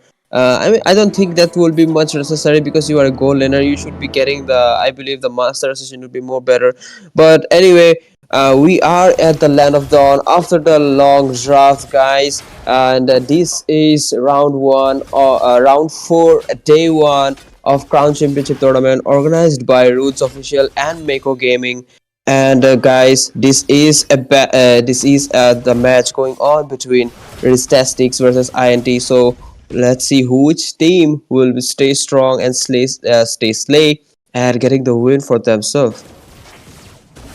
Yeah, that's true. Oh, we're gonna see that on the bull lane. They're trying to take off the Cho. At this point, it's gonna be a first blood. Oh my god, the soul coming up from YZ. He just got the first blood over against Cho. That's a good move coming right from the team Mav. Yep, pretty nice move. I mean, the Kufa did support it, and the follow up from the Yuzhong was really on point. and Chow have to play a little bit more serious. At least get his level 2, I believe, because with that he could immune and get some shield as well. Meanwhile, in the mid lane, Valentina will be poked a bit with the Kufra again, along with the follow up of the Farsa, and Alpha with the spear Ooh. of Alpha back in the fight again, but there is no one to support him, and the three of them, the Ling, the Farsa, the Kufra will take him down there because the Valentina was low already. Oh my god, like in just within 1 minute, they already got the 2 kills. Over here, the scoreboard, but we're gonna say that another intermission game coming right from the bot lane. Ooh, Oh, that is it could be a gonna be fight. both? The Belric is not looking in good shape. The taunt will be Ooh, affecting on the Yuzhong, but look at that. The Farsa was really low in HP, and Valentina will be securing the kill on her. And Tempest of Blade is ready, but Ling will be preferring to get the blue first because it might become a very long extended fight because there is an alpha and pretty much a lot of sustained fighters and the tanks, I would say. And Yuzhong is ready in position. There comes the rage of the tyrant, follow up by the Yuzhong petrify, and there comes the Ling securing the kill on Solski. And Tempest of Blade has been probably dealing a lot of damage. There comes another attempt to get double kill. Yep, and he will be succeeded on it, and it's looking like the first uncontested turtle for Team INT. from the team INT, the Dragon was really OP, especially his Dragon Tail. The Soul Drip was really on the point, taking out all of the HP coming from the team Raids. But we're gonna see that another gem coming from the Z lane, Kufra, but didn't connect to Dranger. But in the early game, even Dranger has a lot of mobility to survive, and as well as the damage coming up from his Death Sonata. Oh, the Feather is reconnected to Farsa! Yup. Ooh, The the time you will be Valentina. copying the Farsa's ultimate to use on her, but she will be escaping in a barely HP. And there comes the engage from the Link, but he will not catch anyone. But Spear of Alpha will continue the fight again, and Kufra will be forced to retreat, it seems. But they both of the teams are looking again to start a fight again. Look at the Kufra jumping in with the Tyrant's Rage again, but they will be moving to safety again. They will be filling up the HPs because they don't want to risk it since the Tyrant's Rage didn't connect anyone in the bush there. Yeah, exactly. From the team Muff, INT, they're playing really safe. Oh, that connected the first, and is it gonna be? Ooh, that's a nice detonata coming up from Abi. They just took out first over there, but Layla, imagine trying to pick off Abi over there, but no, not enough damage in the early game. I don't think he'll be able to, gain over there. But you're gonna see that YZ, he is Blade Dragon from, but the Sphere of Alpha has been used, but Lin has been taking him off with the Blade of Tempest over there, and that's gonna be a 2 versus 0 trade coming right from the team Raids. That's right. Both of the teams are playing decent, I would say. I mean, I really like the fight, how they managed to get the Layla there. But they are again back in shape again because Team INT is a little bit, have a lot of experience in this. But still, I want Team Restastics to fight back and play a little bit more safe, play a little bit more accurate. And it looks like the Alpha has been going above, but the Federer Airstrike has been popped trying to take out on the Granger, but he will be moving out to safety again, and this could be a terrible turret for Team INT. Yeah, exactly. Farsa is dealing a lot of enough damage to put them off here, but we're gonna see that it's gonna be a turtle contest coming right. Will team? Oh, that's a good gem coming from Kufra, and there's gonna be another terrain range connecting to Alpha and as well as Valorate, but that's gonna be an unstoppable coming right from the team INT Venom. He just missed his second skill to pick off Soul Sky over here. Yep, that was a wrong prediction. That he thought he's hiding in that bush, but that clears that he's not using any kind of hack. I mean, just kidding. But they will be securing the turtle for themselves. But the Chow is ready in position, and also he's trying to do some pick off with the tank build. He could be useful because he won't be getting melted easily, and he could bring anyone into the range of the turret with the way of the dragon along with the flicker. But are we gonna see any kind of engage any far?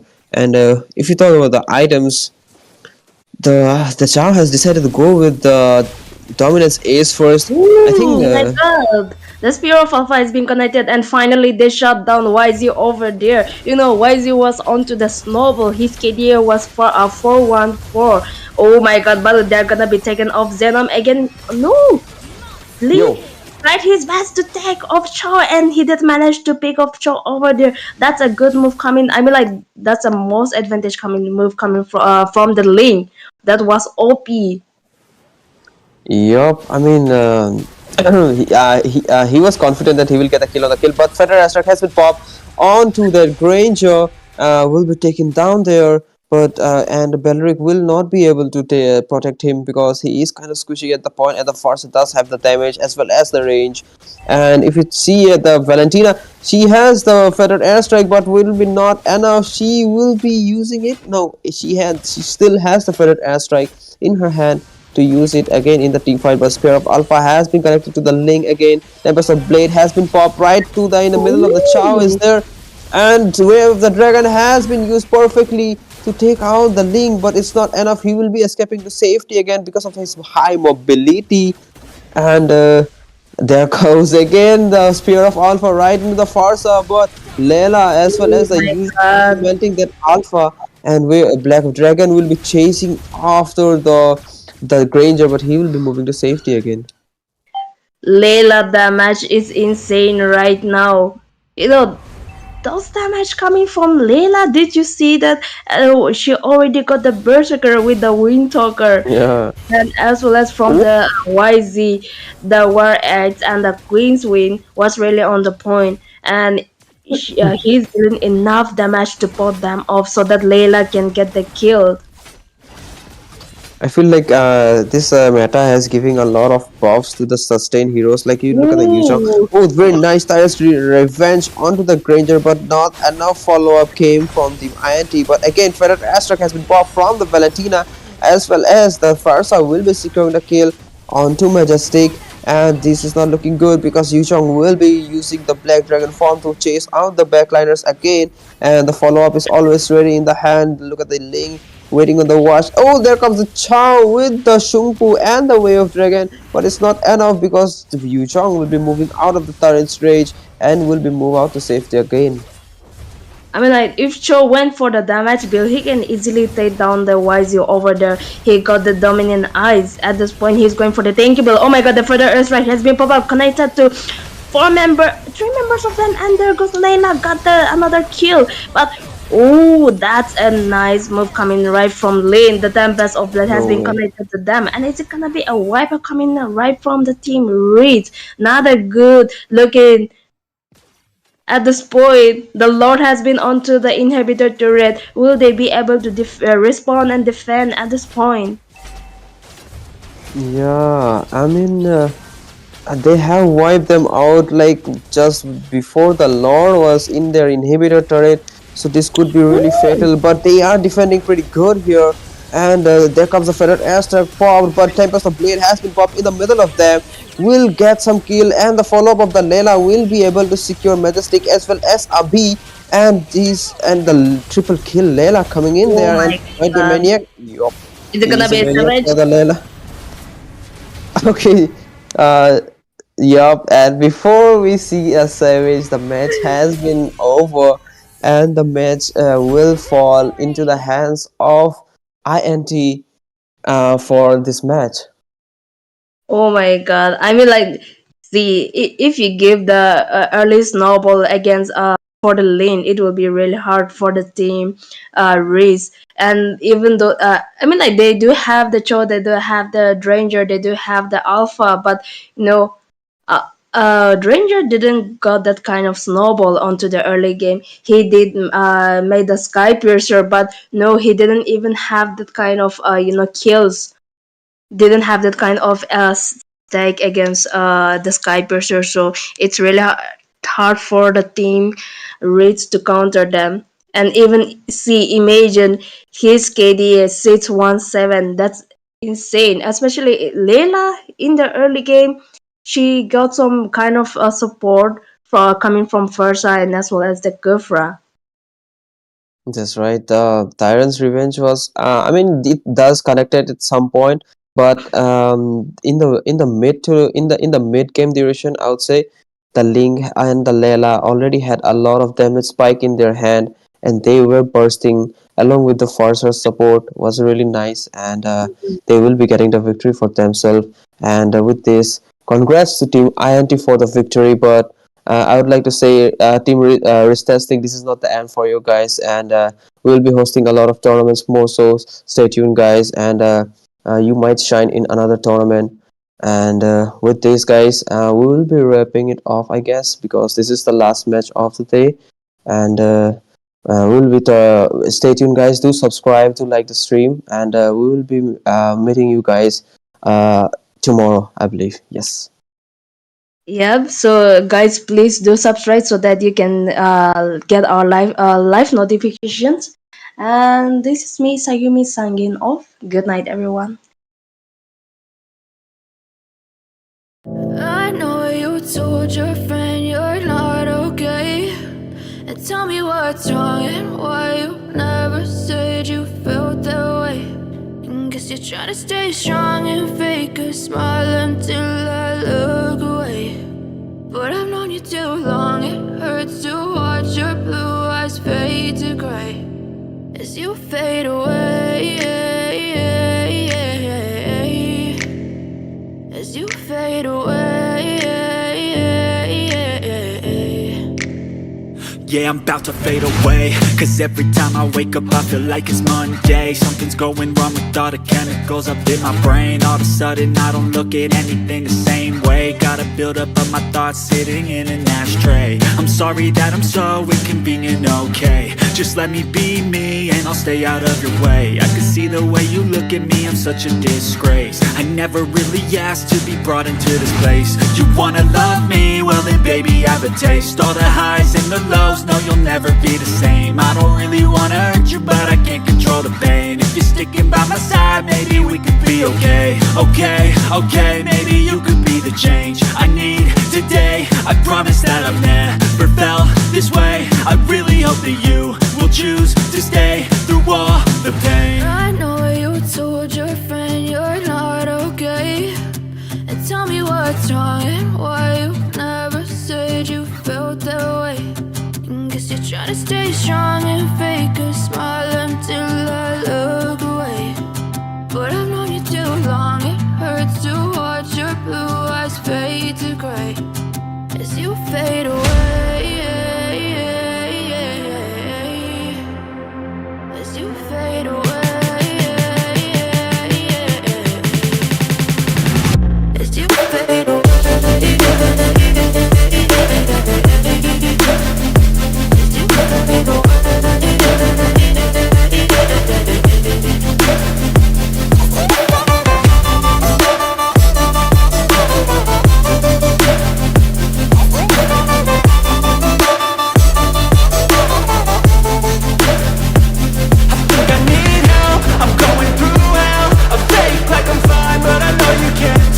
Like nothing I felt, my mind overwhelms. I think that I'm broken, but I hope you can't help. I know I'm not perfect, but some days I feel far more worthless. Baby, you make me feel nervous. If I still have you, I have purpose. It's all worth it. I know you told your friend you're not okay. And tell me what's wrong and why you never said you felt that way. I guess you're trying to stay strong and fake a smile until I look away. But I've known you too long, it hurts to watch your blue eyes fade to gray